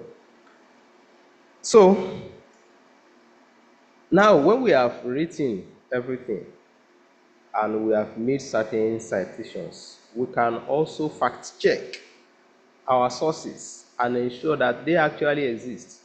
There's something that is called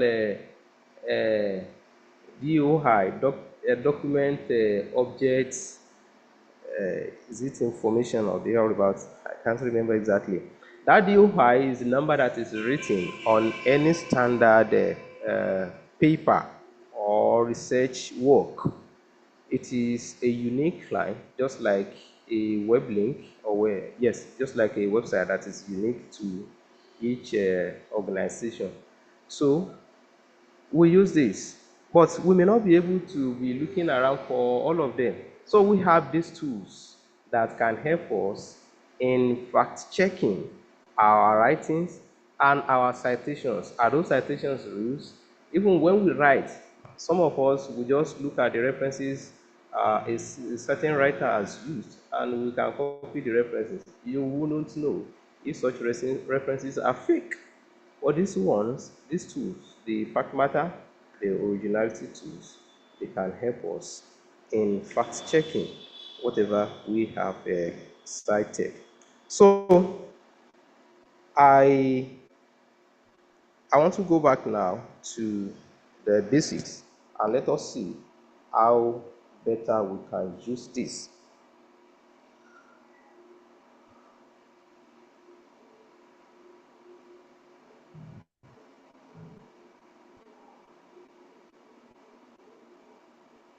I'm sorry, I'm trying to share my screen once again.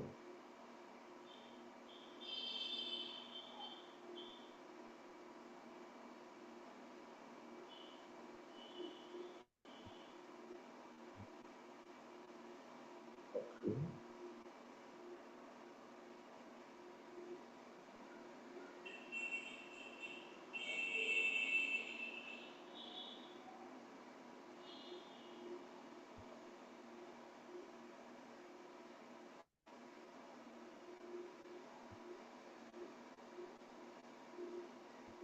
Please forgive me. I'm sorry.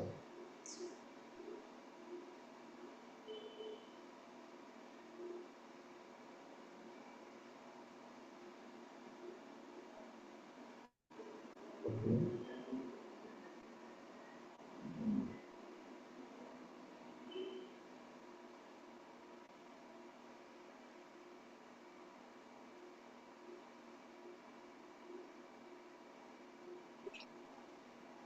Are you still with us, sir? Just checking on Yeah. you. Yes, I'm still Okay, here. okay. I'm trying to share another thing for the class.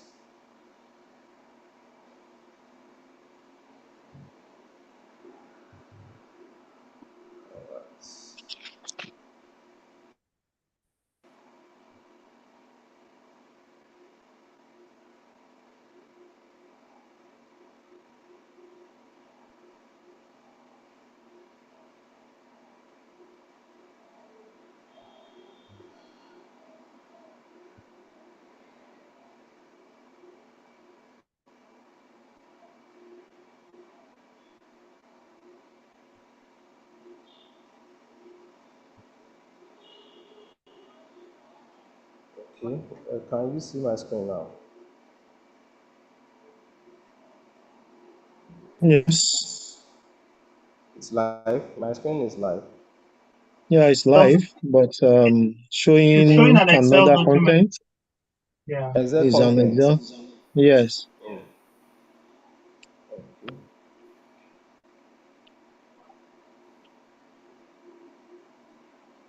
What about now? Is it still Nothing an is being Excel? shown. Nothing is shown. Yeah. Okay, sharing has stopped.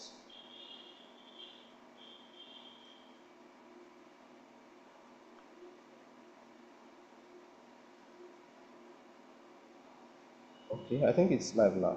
I can see it from here. Yes. Good. Okay, so let me take it from here. For instance, I have here the, the ChatGPT, which is very popular among us. And I want to start by asking a few questions. I want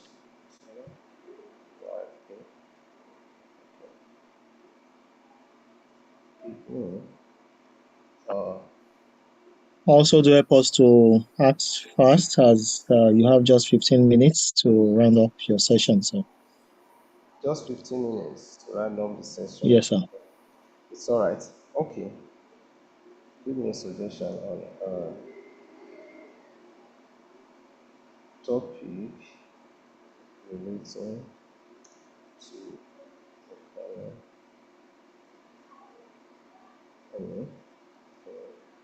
Nigeria and provide scholarly outline. Okay.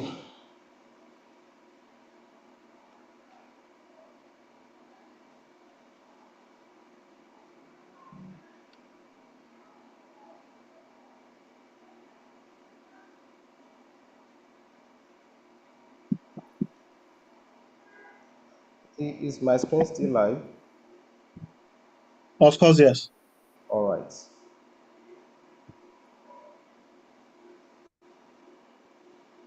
Good. So I asked it to give me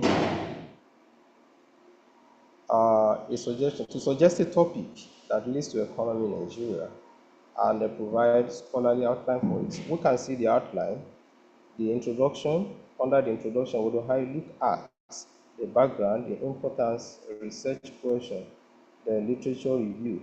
Some of these things may not be needed for certain other writings, like when we write for newspapers and similar periodicals. But let's assume we're doing full work or want to take a part of it. It has given me an idea, brief history of Nigeria economic development. I can now copy this here and go to the Google Scholar that I mentioned the other time. Now I'm here on Google Scholar and paste this question there. Now, depending on the length of citations that I want recent articles, what they have said about this. So I can come to the custom range here and streamline what I want. I want it for just 1999 to present time, 2024. So I asked it to search, and it gives me papers from that time. Okay, sorry.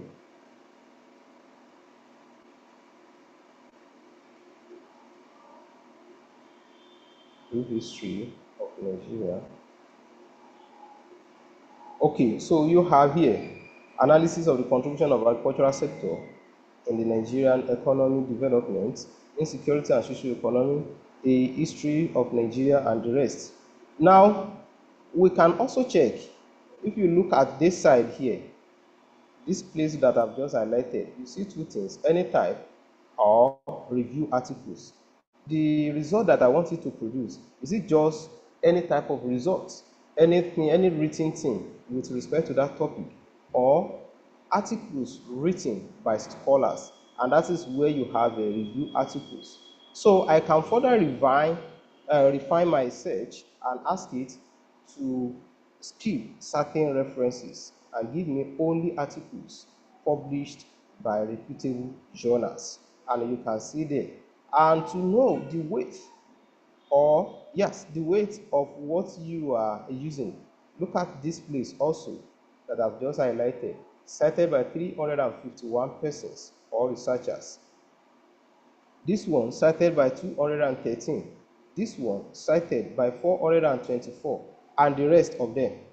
That is telling you how far this particular writing has gone, or this particular paper.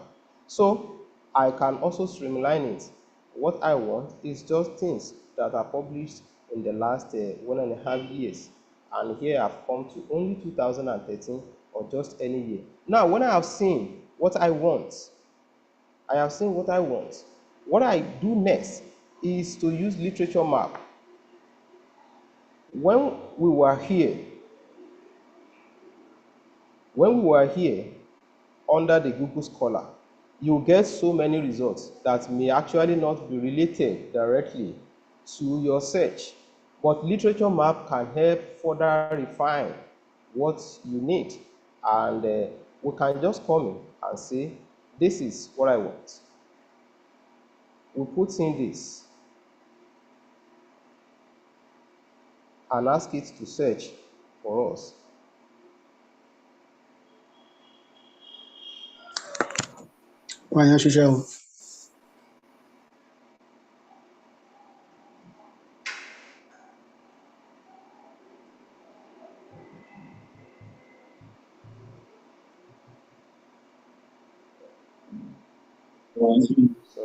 Sham, hello, sir. Rajibale, sir. Are you there? Sir. I'm still with you. I'm with you. Okay. The page is loading, actually. I think you can see it. All right.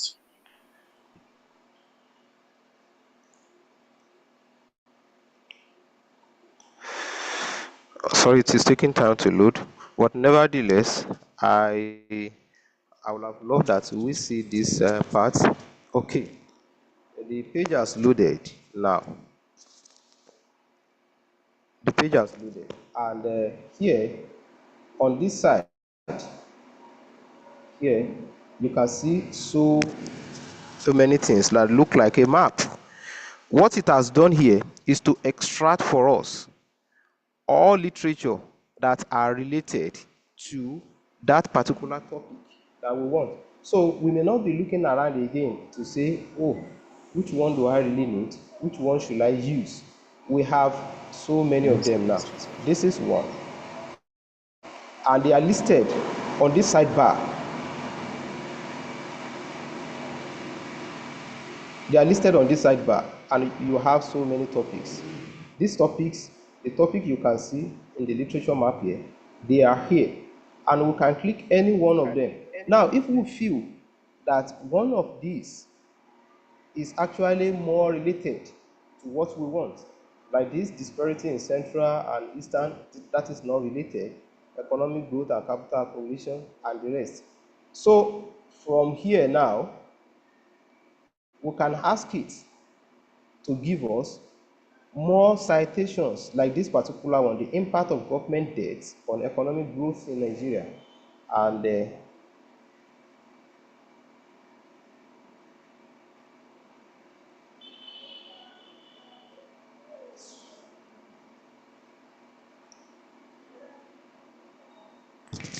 now it has refined the citations to give us more literature that are directly related to what we want. Now, from here, we can go to reference management. Reference management. Look at this number. This is the DOI of this paper. We'll now copy this DOI of the paper, and we go to Zotero to manage the reference. This is Zotero. Let me just use this particular one without wasting time.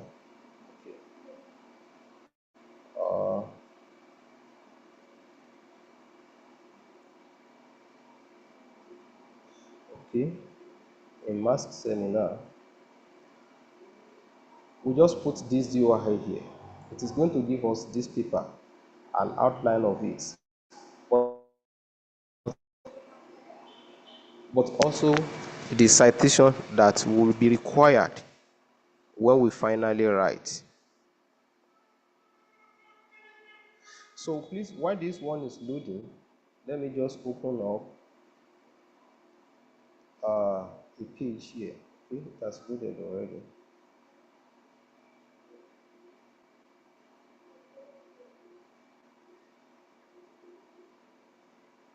Okay, it has loaded. I want to copy a certain thing. Let me assume that I am writing this. I have just written this statement and I want a citation on it. This is the statement I have just written from my reading, and I need to cite this. So on your page, you have Zotero here already. I can go to Zotero on my Microsoft Word and add citations to this.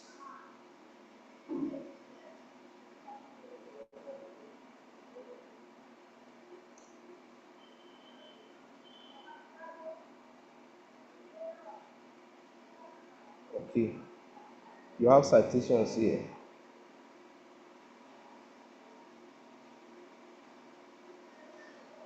Okay. Abdullah.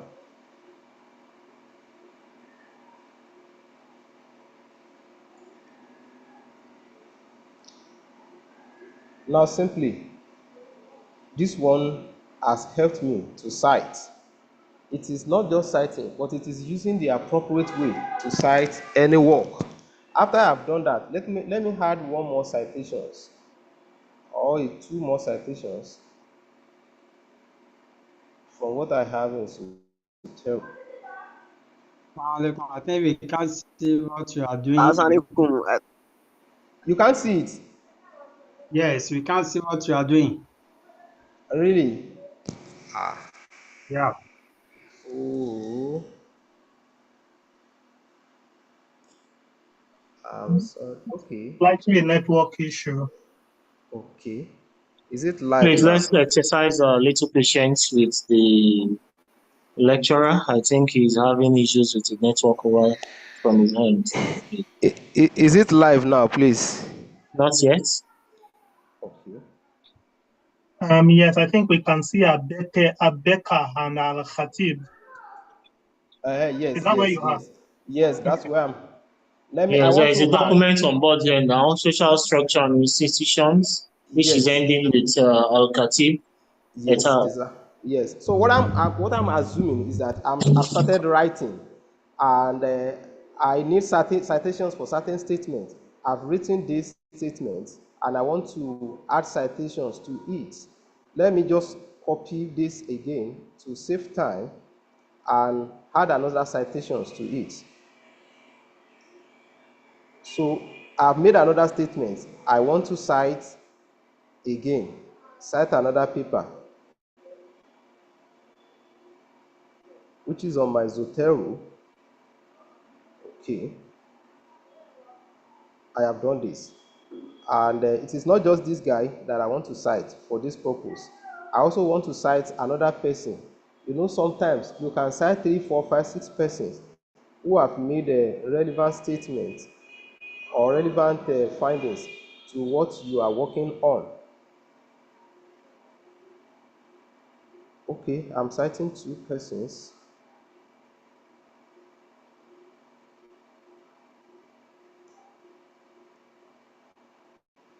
Okay, now this is for all my work. After I have done this, I can come to my references, and I do not have to start writing references. You know, sometimes you can have as many references as 100 or even more. So what I do is to come to bibliography here.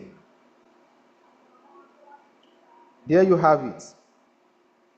I hope my screen is live. Yes, it is. Cool. So, okay, tell me what you can see on the screen, just to be sure we're on the same page. We are seeing the references generated by you. Good.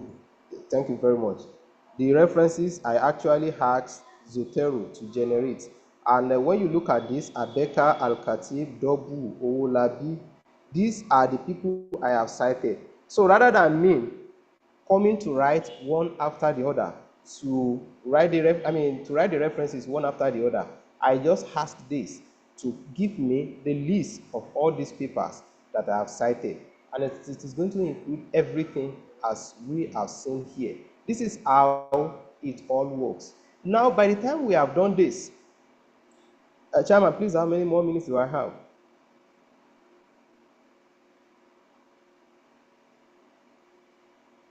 Chairman? Okay. Yes, sir. I'm asking how many more minutes do I have? Actually, I only considering the issue of networks that is up and not doing well, but please let us just round up your session in the next 5 minutes, please. All right. Please. Yeah, do whatever you can just to round up the session in the next 5 minutes. Jazakallah. Okay. All right. So we have done this.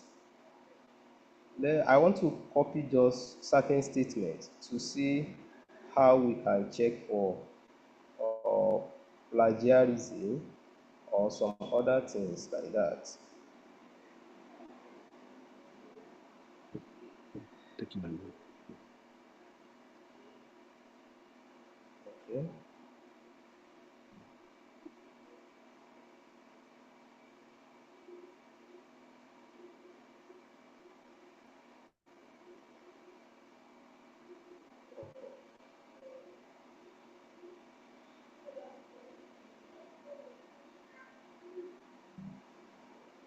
All right. So we have done this, and we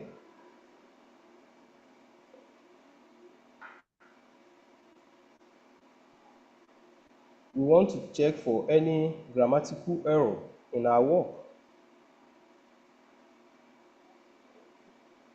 So we can do that with the help of the Microsoft Editor on our system.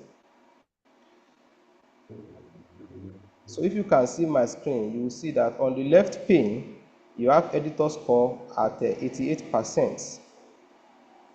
That is related to the grammatical, the structural, and other things relating to this work.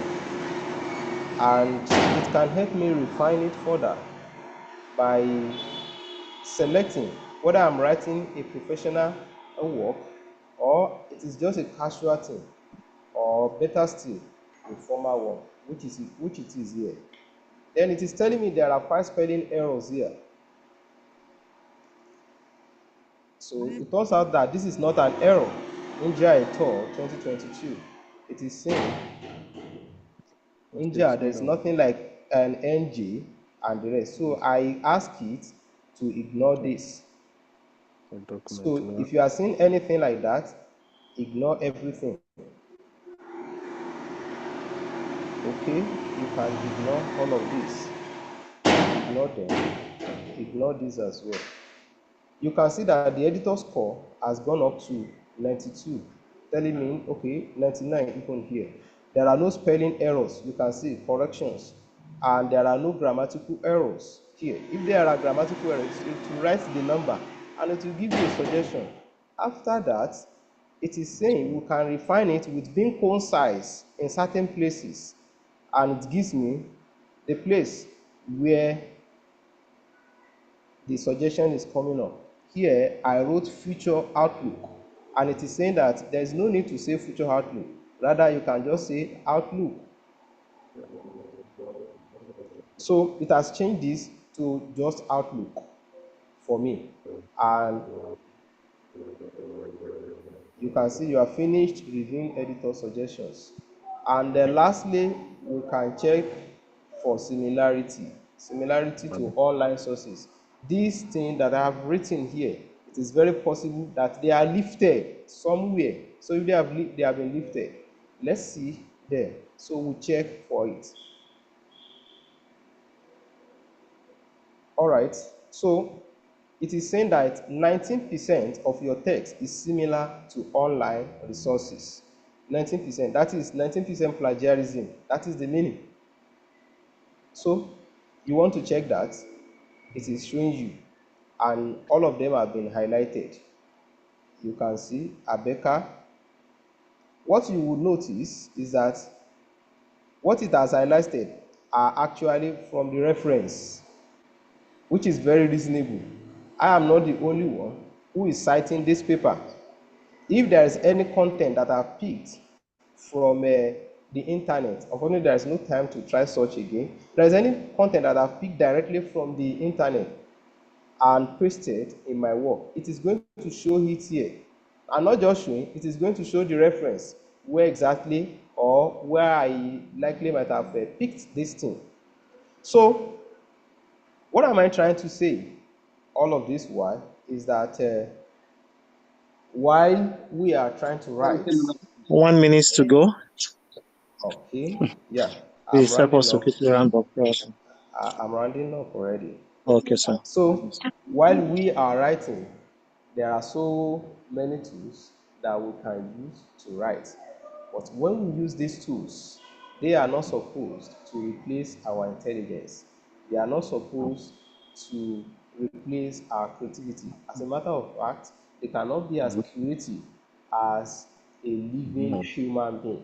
So that is where my creativity, your creativity, and the creativity of anyone comes in. Unfortunately, for many of us who write, we have actually replaced these things. Replace our intelligence with these things, and we can always copy. Like this chat GPT that is very common now. People copy easily, or they even ask chat GPT to write a full thing for them. If these people know how easy it is to detect what chat GPT has written, I'm very sure no one will be trying it, because it has a singular way, let me say it down, of doing things. And for anyone who has been able to read or to review many works, you will know the pattern that ChatGPT or any artificial intelligence uses to write whatever content you ask them to write. So the best bet is to ask them for idea, and you going directly to use your own idea. To use the idea in the most acceptable way, using so much of your own intelligence rather than the content that the AI will be producing for you. So that's where I want to end it for want of time. If there are questions later, I think I may be able to address some of the things I wasn't able to speak about. Jazakumullah khairan, Hasan Jaza. Jazakumullah khairan. I actually wanted to say Dr. Hajibadi Sam. However, I know it is a doctor in embryo.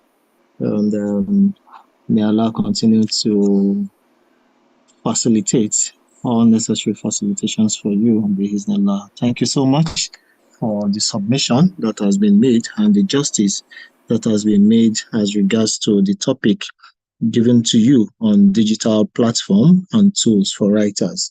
Should I say, what are we now waiting for, dear brothers?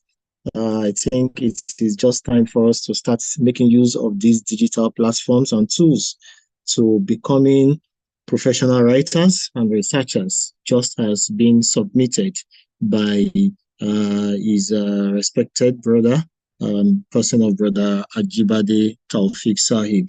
If we look at some of the submissions that he had made us to see once again the beauty in using these digital platforms and the tools for writing for the writers, which also includes one is enhancement in productivities, the global connectivity that it also gives to us. Apart from that, its accessibility and convenience, which has to do with these platforms that we are talking about and the tools, also the rich resources that it has in it at any point in time. Are we to talk about the online libraries, databases, and the research tools that is being provided by the writers with instant access to a vast array of information and also enhancing the depth and accuracy of their work along with it. Are we to also make mention of the enhanced creativity that it offers when it comes to various formats and media, such as the blogs, the ebooks, and all other things like the multimedia content, which also allows the writers to experiment with different styles and engage their audience even more effectively. Its organizations, in its effectiveness, its improved editing and collaborations, and many more that he has given to us. So I think the justice has also been done, even though we are having trash with networks that is not doing us well during this session. But however, I believe if we had listened well, you will see that most of what is expected to be dealt with as regards to having justice being done to this topic has also been given by respected brother, Mr. Taufik Ajibade Sir. I pray may Allah continue to increase you in knowledge and continue to make you the tools that is always been available at any point in time. Max is also calling for you. So it is on this, we say a big thank you to our respected brother Sir. May Allah continue to increase you in knowledge. So without wasting much of our time, even though we are like about 10 to 15 minutes behind, I think the next is now the session that has to do with we, the audience, which is the questions and answer for the audience. So I think if we have, kindly let us quickly have our hands being raised and so that we can attend to these questions of ours. Assalamu alaikum warahmatullahi wabarakatuh. While we are also working on that, I once again really want to appreciate our invited guests, starting from Dr. Muhammad Bashir Badru, our Muhalim Kozim Oyekola Sahib, respected brother leader, Mr. Abdul Qadri Abdul Rafi, and Professor Said Olorotimi Timei. We really appreciate your time and really appreciate your being with us from the beginning of this program. May Allah continue to honor you all and continue to be with you all. Thank you for your time. And on that, for the questions and answers, I've really been dropping some of the necessary questions that is being needed so that we can quickly take that immediately. On that, I call on Brother Abdulaziz Alara, please. Your question, please. Assalamu alaikum. Wa alaikum assalam wa rahmatullahi wa barakatuh. I want to appreciate the two presenters for their efforts. It has been a very, very interesting and enlightening program. But it has to do with acquisition of arts and skills of writing. So there's a lot of things I would want to ask, but if it's possible that you can, create a video program on all these things, because we missed some parts. In fact, I had to screenshot your presentation. So if you can provide for us the copy of this presentation, it will have been better, because there is a lot to learn from all the skills. It's just like an easy way, especially for a PhD student. Writing a PhD thesis is not easy. So that's my humble request, sir. That's how can we get a proper guidance from what you've done? Maybe that will be a recorded video a guide, so we can use all this this thing very well. Or you can even create a class. If it's going to be a paid one, no problem. I will appreciate it. Exactly. Barakallahu fi.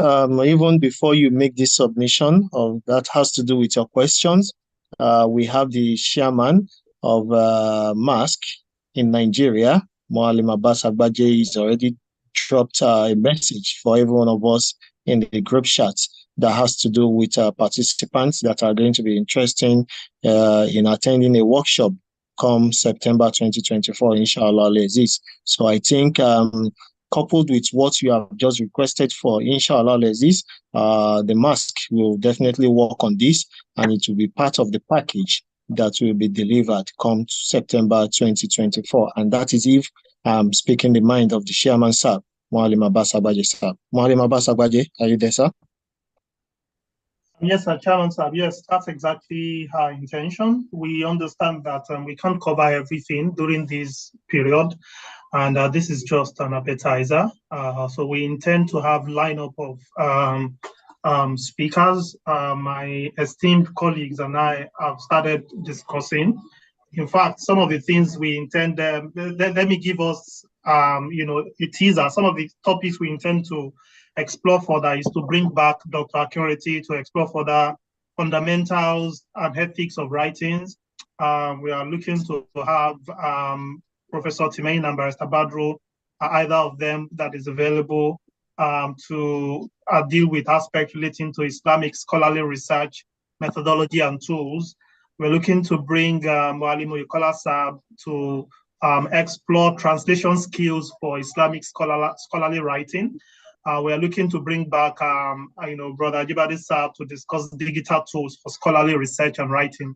So we believe that this is going to be a very power-packed session, and we will be sharing a Google form for people to express interest so that we can plan ahead. If it's going to be physical, we intend to make it both, an hybrid session. Those can come physically, can come. Those can join, hybrid would be able to join as well. But we need to start planning from now on. We need to know those who are interested so that we can have a solid plan in place. Jazakallah khairan, Chairman, sir.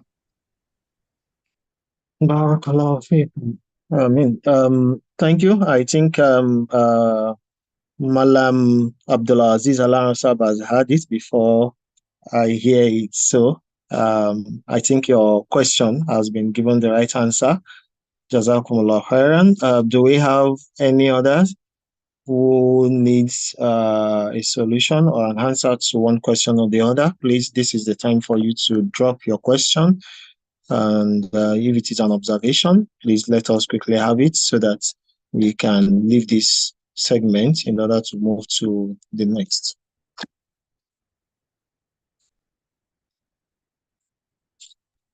Chairman, sir, just to note that we intend to have physical and virtual hybrid session, but it may, for those who will be joining physically, we will be discussing with them later once they express interest, because if they want us to take care of their feeding, they will have to make some payment.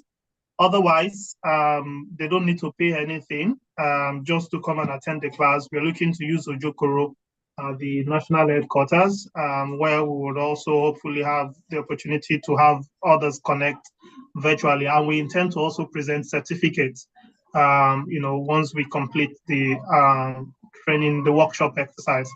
So may Allah make it easy. Keep us in your prayers.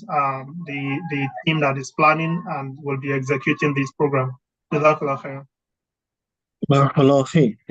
I think that's fine. That's fine. We just implore that we on time make these available so that intended participants will also have to put their own planning and every other itinerary in place in order to make sure that, because to me, this program is best attended physically. So once we put together all necessary things, let us quickly dish it out so that members that are having that intention to participate could quickly plan their ways in order to make themselves physically available at the proposed venue. Inshallah, I pray Allah make it easy for all members of the MASQ to make this a reality. Jazakumullah khairan. Please, do we still have? Yes, we have our respected brother Abdulhamid Odesha Esai. Please, you have the floor. Wa alaikum assalam wa rahmatullahi wa barakatuh. I appreciate the organizer of this program. It's a very wonderful and very, very expository. So I just want to, with the submission of the MASQ president, I just want to say the indulgence, especially this session, this last session, Taufik Ajibade got reserved in for us. That session, it should help us try to make it in a form that is going to be instructional so that people can follow, people can have their system with them. So whether the program is hybrid, I mean, the hybrid will be better because people are scattered around the nation that may want to join. So you should help us to try and make it instructional such that people can follow the steps as it goes on. So may God preserve our lives till then. Amen. Amen. Jazakumullah khairan. Thanks for the submission. And I believe the respected chairman and his team will work on this by Allah's grace. My respected Mualim Kazim Oyekola Sahab. Bismillah, sir. Wa alaikum assalam to barakatuh, sir. A question is pending in the chat room asking for the version of the Microsoft Word that was used by Ajibade Sahab. Just saying that now. Jazakumullah khairan. Brother Ajibade Sahab. Brother Tawfiq Ajibade Sahab. Assalamu alaikum warahmatullah. Wa alaikum salam to Allah. A question is just being asked by Brother Tijani Abdul Salam that what is the version of the MS Office being used? It's a Microsoft 365. You can see there. Microsoft 365.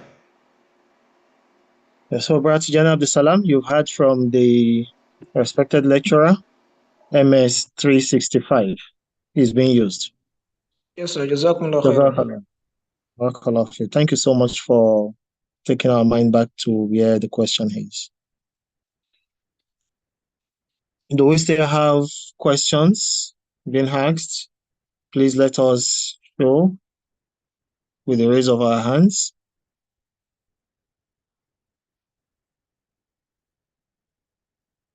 Right, Tawfiq Ajibade sir. No. Assalamu alaikum wa barakatuh. Wa alaikum salam. I'm sorry, this is a little digression and it's actually an appeal to everyone. The Truth Nigeria is trying to relaunch the newspaper. And since this is much related to writing we have been saying, the new board is trying to get feelers from members of the Jamaat. What exactly do they want in the truth? How do they want it? And some other questions like that. So about 2 weeks now, there has been a link out for people to fill.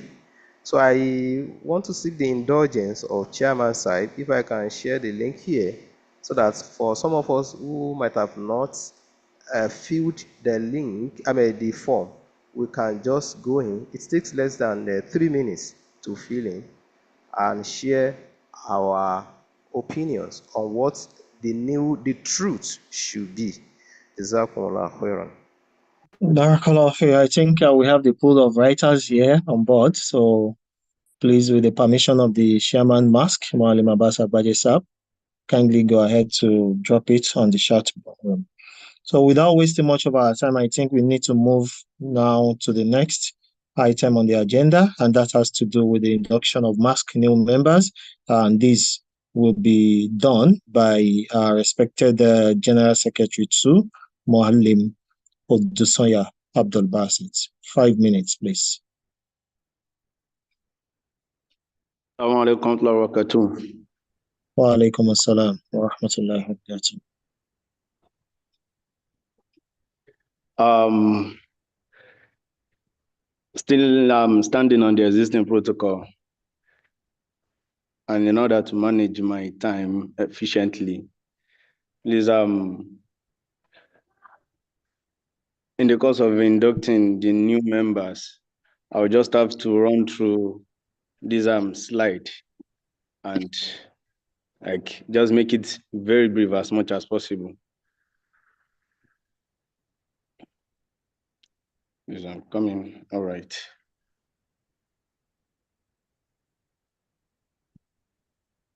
Oh. Assalamu alaikum. Wa alaikum assalam wa rahmatullahi wa barakatuh. Please, I'm trying to share my screen. Okay. Sorry. Gosh. Okay.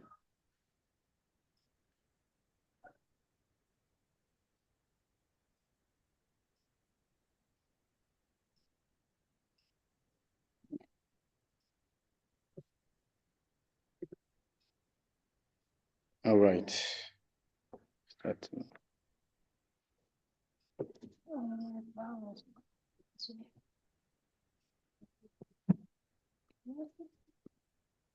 So, like, as we have it here, this is the MASQ Nigeria induction program for the year 2024.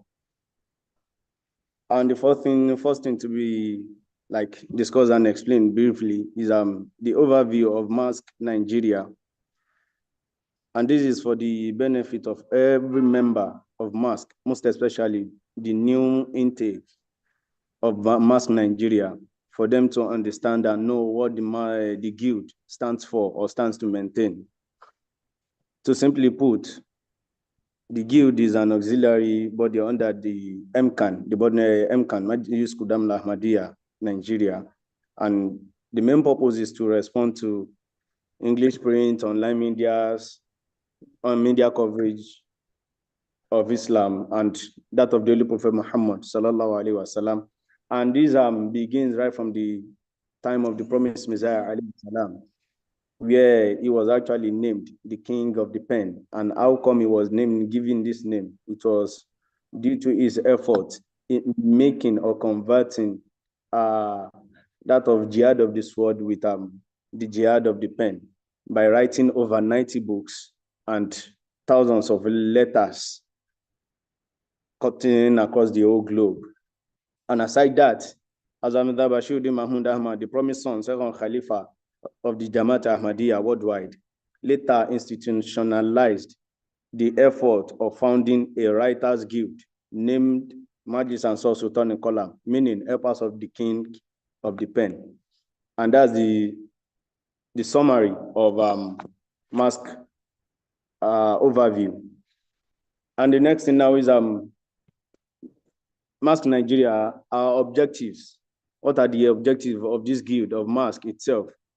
At first, this is to advance the study and dissemination of the Holy Quran, Ahadith, and the writings of the promised Messiah, alayhi salam, and the Khalifas, the Khulafa, starting from the first Khalifa till the present Khalifa, and other scholars of the Jamaat.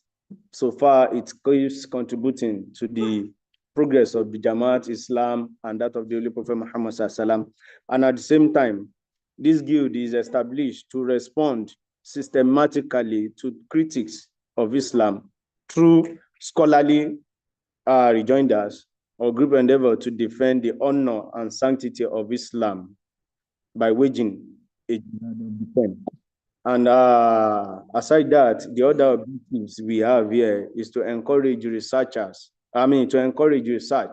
and writing from the Islamic perspective in the social science field, cutting across several fields: theology, philosophy, history, sociology, and the likes, most especially making good use of most things we've heard on the call today from the two lecturers.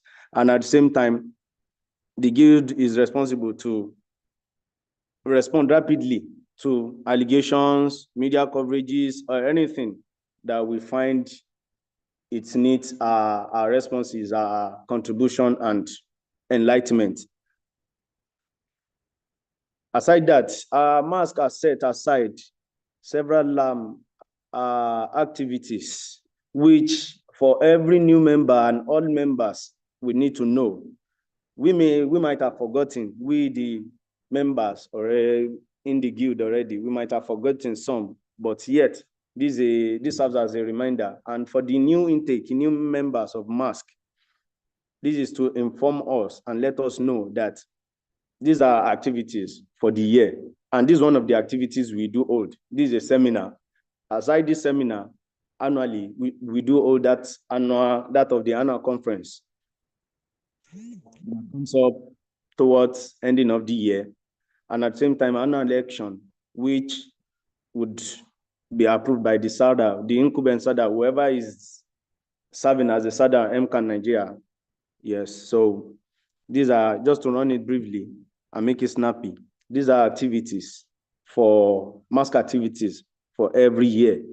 And at the same time, monthly article writing, I think that is where I need to hammer or nail very well. All members must write at least one scholarly article monthly. And the guild also encourages collaborative writing, such as joint and collective articles, poems, and the likes. It is not necessarily we write alone. We can seek the indulgence of others. Okay, the chairman said, I would love to engage you in social writing on about this topic, this matter, and things like that. And the chairman himself has as well been encouraging us to do this, though we've not seen any for the time being now. Likewise, we have the procedures for publication. I can't start reading this one after the other, but all I'm just sure of is it is very important we take notes, we take cognizance of this note, that editorial process within MASQ takes a full 10 days. 10 days. So whoever is writing, being a new member, if we are writing an article and you have a target for the publication to probably to address a particular incident or happening or a date, we should have sent it earlier for us to give that room for the editors so that they would be able to do proper and scrutinize our write-up for it to meet up the standard as it is expected of the guild. And at the same time, these are other things we need to note about about the publication procedures and every other informations. The email we have to send our articles in, and at the same time, after writing articles, we are expected to come up, once it is approved for publication, we will be communicated, and we are expected to send in at least 7 excerpts, at least few portions that you've outlined or you've picked out from your article. Probably you want the whole audience to understand your perspective or whatever thing you've written. Just try and get it out, then forward it back to the publication team or the media team.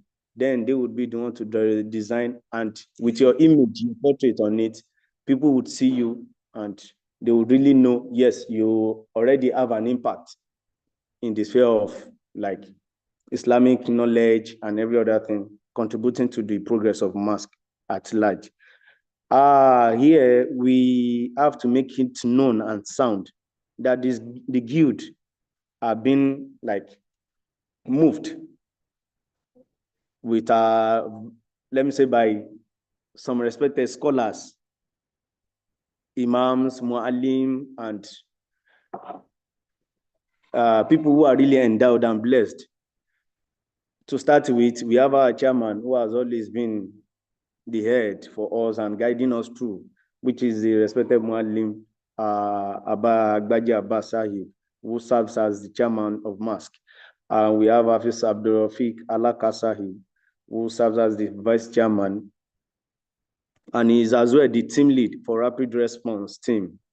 We have our respected brother Lariwaju, the general secretary one, Abdulkadir, the general secretary one, who is in charge of administration and editorial.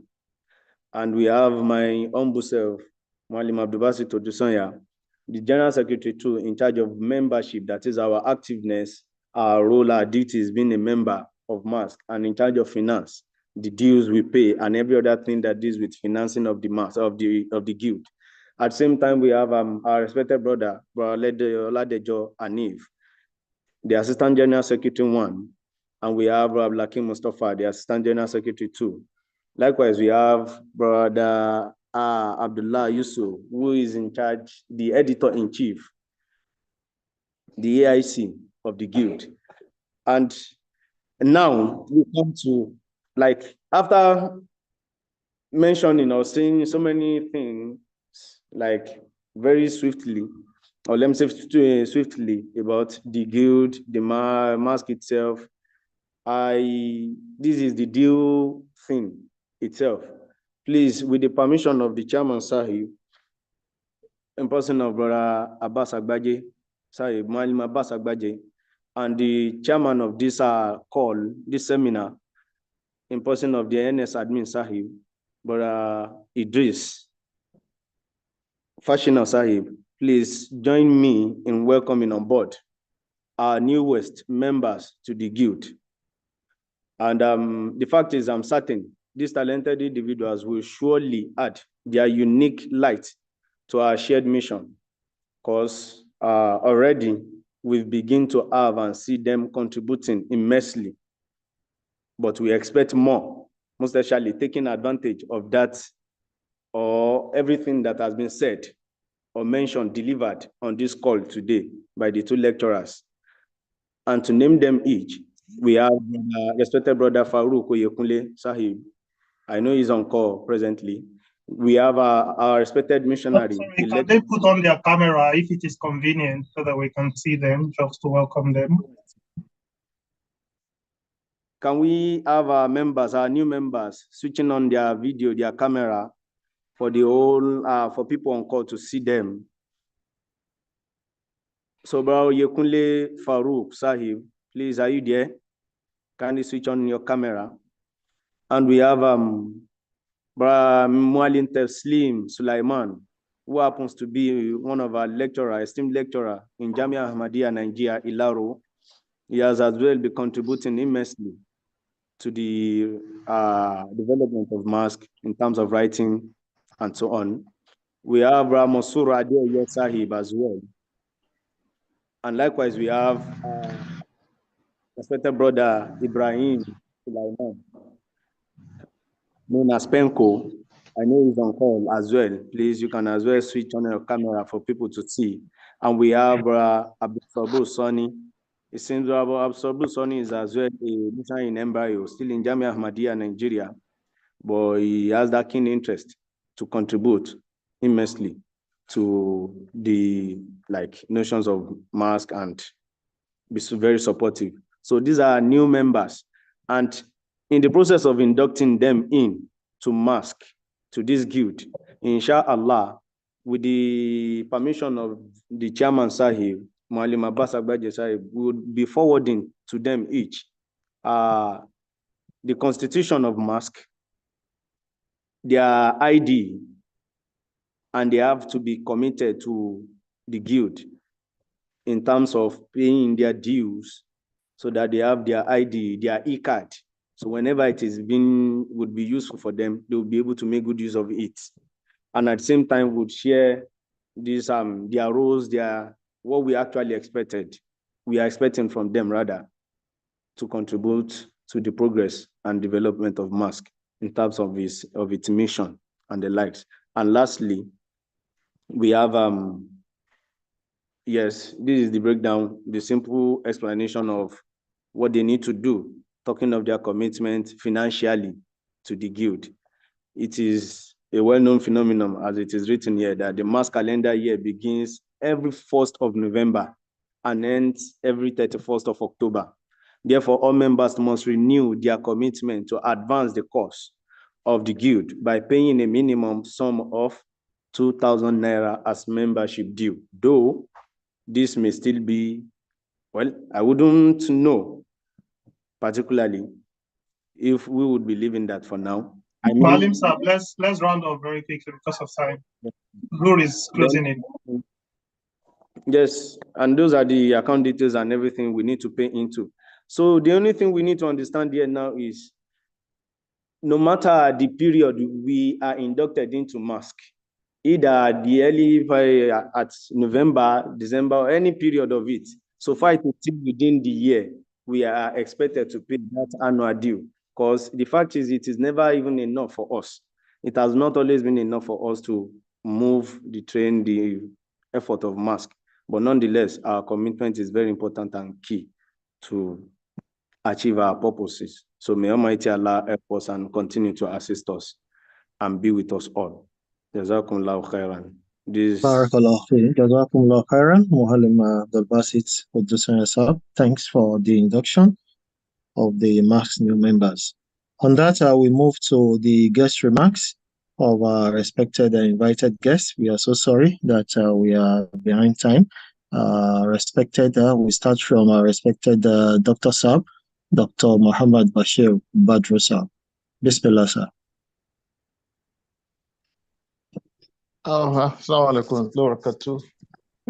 Wa alaikum salam. I want to very sincerely apologize for joining a bit late because I have to be at the Amila meeting, National Amila meeting. So yes. I couldn't, like they say in Yoruba, so I couldn't, thank you so much, sir. So on the whole, I should say that this is a very, very educative and interesting program. I should say I count myself lucky to have joined in at a very critical time. And the little part of Dr. Ajibade's lecture was very, very inspiring to me. And I must say that it becomes very, very necessary, if not important, that a physical session be held in this regard. This is what we pay thousands of money to acquire outside there by a few people who just had advantage. And we should take this advantage very seriously. And I'm sure to ensure that we have a very enticing program in this forthcoming workshop, I think sincerely we should have interest shown as quickly as possible so that it can assist those who are planning for us to get ready. So I'm happy to be part of this, and I hope and pray that subsequent engagements will be more enterprising than we have now. Jazakumullah khairan, asina jazak.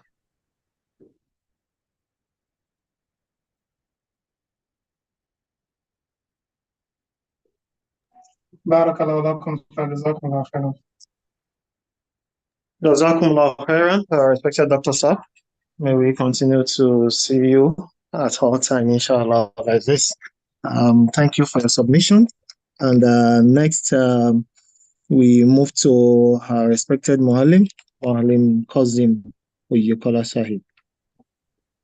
Assalamu alaikum wa rahmatullahi wa barakatuh. Assalamu alaikum wa rahmatullahi. Wa alaikum assalam wa rahmatullahi wa barakatuh. Jazakumullah. I feel honored being invited here. Allah the Almighty bless the organizers, the MASQ generally, and our respected facilitators today. Jazakumullah. Our elders will say, that is, we learn and learn every day. Today, we have learned more about the use of especially the research machines. Let me call that our name, research machines. May Allah bless these efforts. And we look forward to that workshop during which we shall learn more, inshallah al-Aziz. I like to let our brothers, remind our brothers that as a Khalifatul Masih, Ta'ala bin Aziz, give opportunity to the Al-Islam team to have a mulaqah with His Holiness. And during that session, most of us might have seen that on a video of Everyday Week, one of the editions, asking that what guidance Uzuru will give us to use artificial intelligence. Then as Khalifat Masih, Ayadawallah Ta'ala, guided that everything that it teaches out should be verified, especially when it comes to the Jamaat issues. And recently, to actually follow that guidance of Hazrat Khalifat Masih, at my own nursery level, I had to, request for some information on Meta AI. And you will believe that the sources that Meta AI was giving me with regards to Khulafa's sources, and it was just telling me Malvuzat. So a gullible person who is not conversant with the Jamaat sources will take that to be the references of the Jamaat only. You know, calling books of Prophet Malvuzat, books of Wudu, and so on and so forth, Malvuzat. So this confirms that we need always to confirm what we have in order to be sure of what we want to give out to people, apart from, you know, committing plagiarism, a crime. May Allah save us from that. So this is my submission. May Allah the Almighty bless this occasion. And as we move forward, may Allah continue to assist us. Jazakumullah. Assalamu alaikum wa rahmatullahi wa barakatuh. Wa alaikum assalam wa barakatuh. Thank you so much for your submission, sir. Mualim Oyekola, sir. Ṣeun gidi gan. Àtúbọ̀ máa rí yín bá, sir. Let's see that. On that, I call on our next invited guest. That is in person of our respected leader, former Sadar, Majlis Ulama of Nigeria, Brother Abdurrafi Abdulkadir Sir. Bismillah, sir. Assalamu alaikum wa rahmatullahi wa barakatuh. Assalamu alaikum wa rahmatullahi wa barakatuh. Wa alaikum assalam wa rahmatullahi wa barakatuh. Alhamdulillah for this very, very interesting program. And as stated by previous speakers, the lectures were quite insightful, and they really touch what we need to know. I only want to also ask members to continue with their personal development. The world knowledge is very, very important. So we can do so many things on our own. We can continue working together, even individually. We can give ourselves tasks, on our WhatsApp platform, especially the leader. We can share a lot of links that can lead us to something like watering our appetite for the forthcoming program. We should not just wait for it. We should start sharing articles, sharing information. This will be like things that the members will do before that time, so that we can all be ready to acquire it will just be like, okay, we want to now do a practical, when we come together for the forthcoming workshop. So I would advise that we do this, and then it will help us a lot. It will get the members ready, give us tasks to do, and make us more interested in the forthcoming program. So it's a good one. I thank Allah who has given us the understanding to be part of this program, and I pray that I will continue to assist the leader of MASQ and all members of MASQ in all their activities. Thank you very much for inviting me. I'm very much appreciative of this opportunity you have granted to be part of this program, and also tap from your very immense knowledge. May Almighty Allah continue to help us. Jazakumullahu khairan. Assalamu alaikum wa rahmatullahi. Wa alaikum assalam wa rahmatullahi wa barakatuh.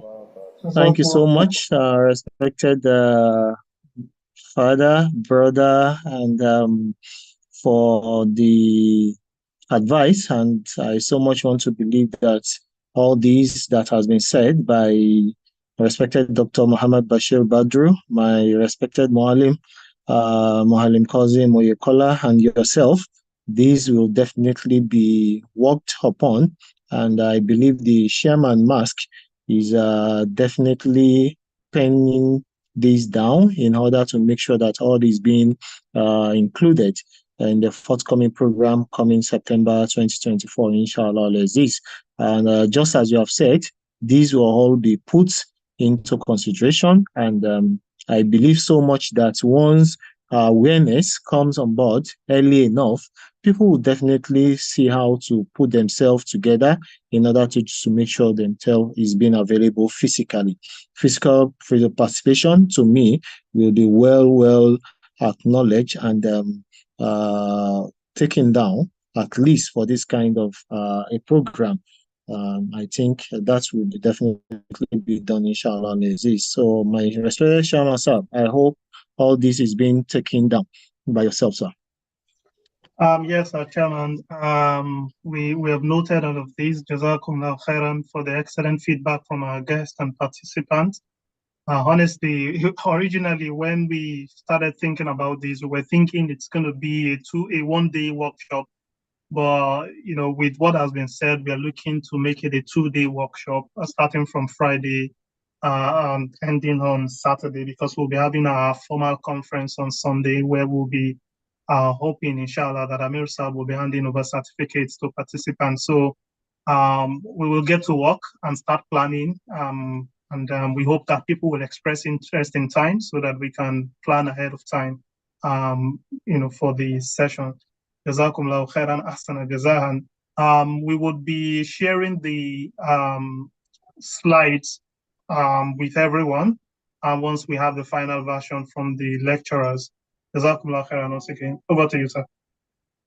Yeah, thank you so much. Thank you so much. And on this, I call on our respected chairman for the seminar committee, in person of Al-Hafiz Abdul Rafiq Alaka, to give us the vote of thanks. Al-Hafiz Abdul Rafiq Alaka, sir. Assalamu alaikum wa rahmatullahi wa barakatuhu. Bismillah ar-Rahman ar-Rahim. Respected chairman of the occasion, respected invited guests, respected facilitators, elder scholars, brothers and sisters who have deemed it fit to be part of this program. We are very much grateful to every one of us for our contribution. It means a whole lot to us to have you here. And it also gladdens our hearts that this program has happened, because we planned that it will have happened, it will have come up much earlier, but we were not able to do it. And it's a good thing that at least we are having it now. And we can only appreciate Allah the Almighty for giving us this opportunity, and also for giving us the opportunity to be able to go this far, because we might plan to have something like this and not be able to do it eventually. So Jazakumullah khairan to our facilitators, Jazakumullah khairan to respected chairman, our respected Sadar Sahib, who has been duly represented here by the Naib Sadar Admin, and also to our fathers, to the invited guests who have deemed it fit to be here. Jazakumullah khairan. I was particularly very much happy when I had respected father, Brother Abdul Qadir, talking about advising us.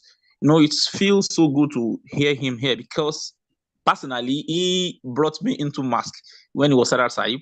So I'm not sure he can still recollect. We were at the headquarters for MASQ Ahmadiyya in Jokoro, and he called me and said, Dr. Sahib told me you're right. Abdul Rafiq, are you not going to be part of MASQ? And that was how we started. So Alhamdulillah, it feels so good to hear him here, and also to have every one of us. And to all our inductees, we will want to also thank you for taking out of your time to be here. We are not too ashamed to say that there are some of us who should be here, but for one reason or the other, they are not here. And these people are members of MASQ for years. They've been part of us for years. They are not here, but we have some of our inductees who have just joined us this year, who have taken it upon themselves to be here. So we really thank you all, and to the entire team, to the planning committee, conference planning committee, the secretary, every one of you. You are really appreciated. Jazakumullah khairan for your effort. Jazakumullah khairan. It is our prayer that may Allah the Almighty accept this little effort from us as an act of ibadah. And with respect to the forthcoming conference and the workshop, inshallah, we'll get to work just like the respected chairman has said. We'll get to work and in earnest to give us feedback on the modalities of the program, the date, and everything we need to know with respect to the program. Jazakumullah khairan once again. Assalamu alaikum wa rahmatullahi wa barakatuh. Assalamu warahmatullahi wabarakatuh. Thank you so much for the submissions and for everything that you have made. I personally actually do not want to go back to the history of MASQ, but thank God you also delve back into this as regards respected former Sadar, Majlis Kudamul Ahmadiyya, Nigeria, in person of Brother Abdul Rafi Abdul Qadir. We know how it started, and at least, alhamdulillah, that the spirit is still there and is still being vibrant. And it's always been good seeing, what shall I call it, seeing a project that once started or is being involved in and still seeing it growing vibrantly. So I think it is a good thing that we all have our leaders here, and it is on this I will also have to express my heartfelt gratitude to all of us all for this active participation and valuable contributions that at least we have gotten from our respected referred scholar, Dr. Kozim Olalere Akinreti Sab, who has taken us through the legal and ethical issues in writing, and our respected brother, Mr. Taufik Ajibade Sab, who has also taken us through the journey of the topic that has to do with digital platforms and tools for writers. As writers that we are, I want to believe that we have explored the transformative potentials of using artificial intelligence in enhancing the credibility, accuracy, and efficiency of our research. And I think it is also with this, we will also see how to making use of this AI responsibly and ethically, and also in aligning with our Islamic principles of honesty and justice. Just as it has also been discharged by our respected Dr. Kozim Akinreti Sab in some of the submissions that he made. And it is on this I will want to encourage all of us to take the knowledge and insights that we have gained today and also apply them to our respective fields.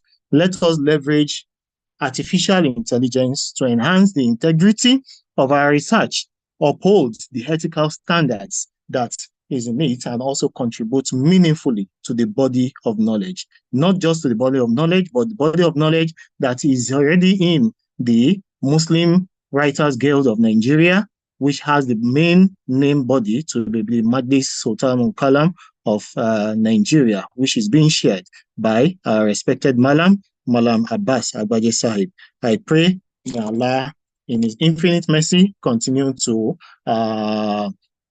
increase every one of us in knowledge. And I would on this extend my deepest appreciation to the Muslim Writers Guild of Nigeria for organizing this impactful seminar. Special thanks to our distinguished speakers, I've said, for their insightful presentation, and to everyone who has worked tirelessly behind the scene to make this event a success. And it is on this I will say that you should all join me in silent prayer. Bismillah.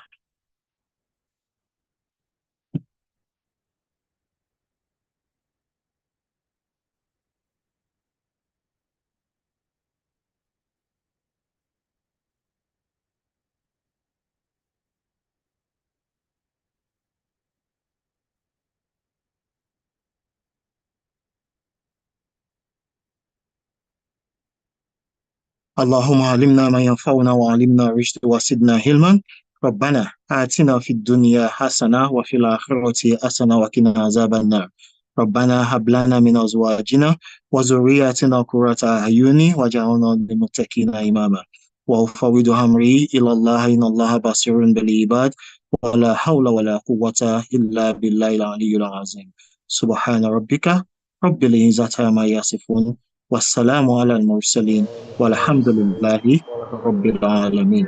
Assalamu alaikum wa rahmatullahi wa barakatuhu.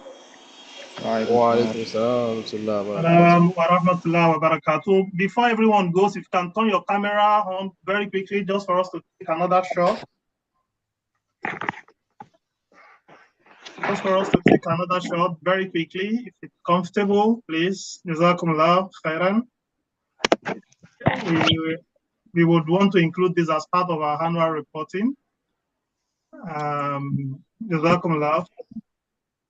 We are taking the first shot now for the first page. For the first page, please. Thank you, Jazakumullah. For the first page, please. So moving on to the second shot.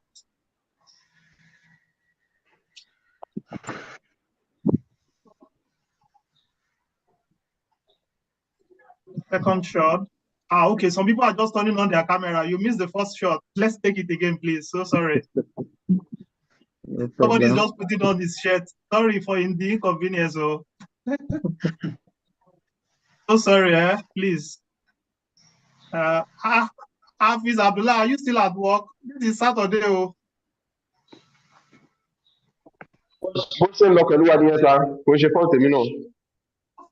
Interested. Alhamdulillah. Sorry, so we are taking the first shot again, please. So the second page now, please. Sorry. We have even reduced though, so no second page again. So I guess we've killed the shot already then.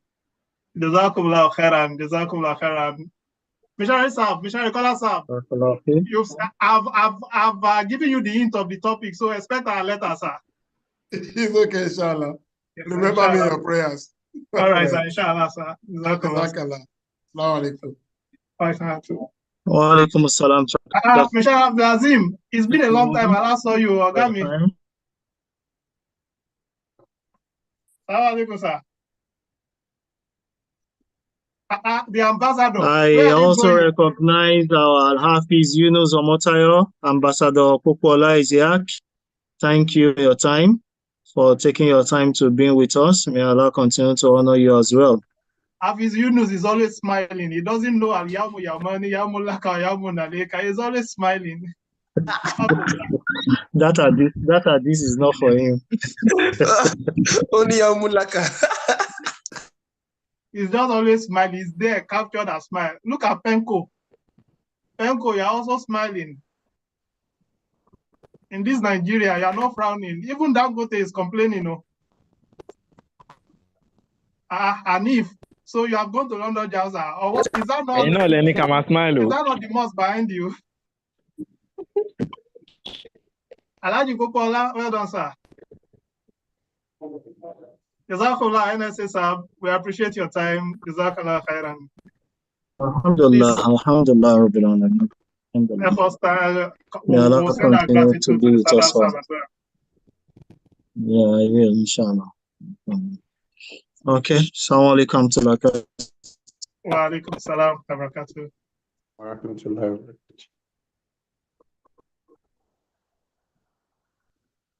Okay, Jazakumullah. Assalamu alaikum to everyone.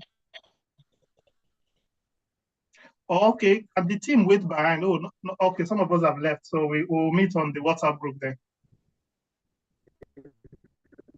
All right, sir. All right, Assalamu alaikum. Jazakumullah.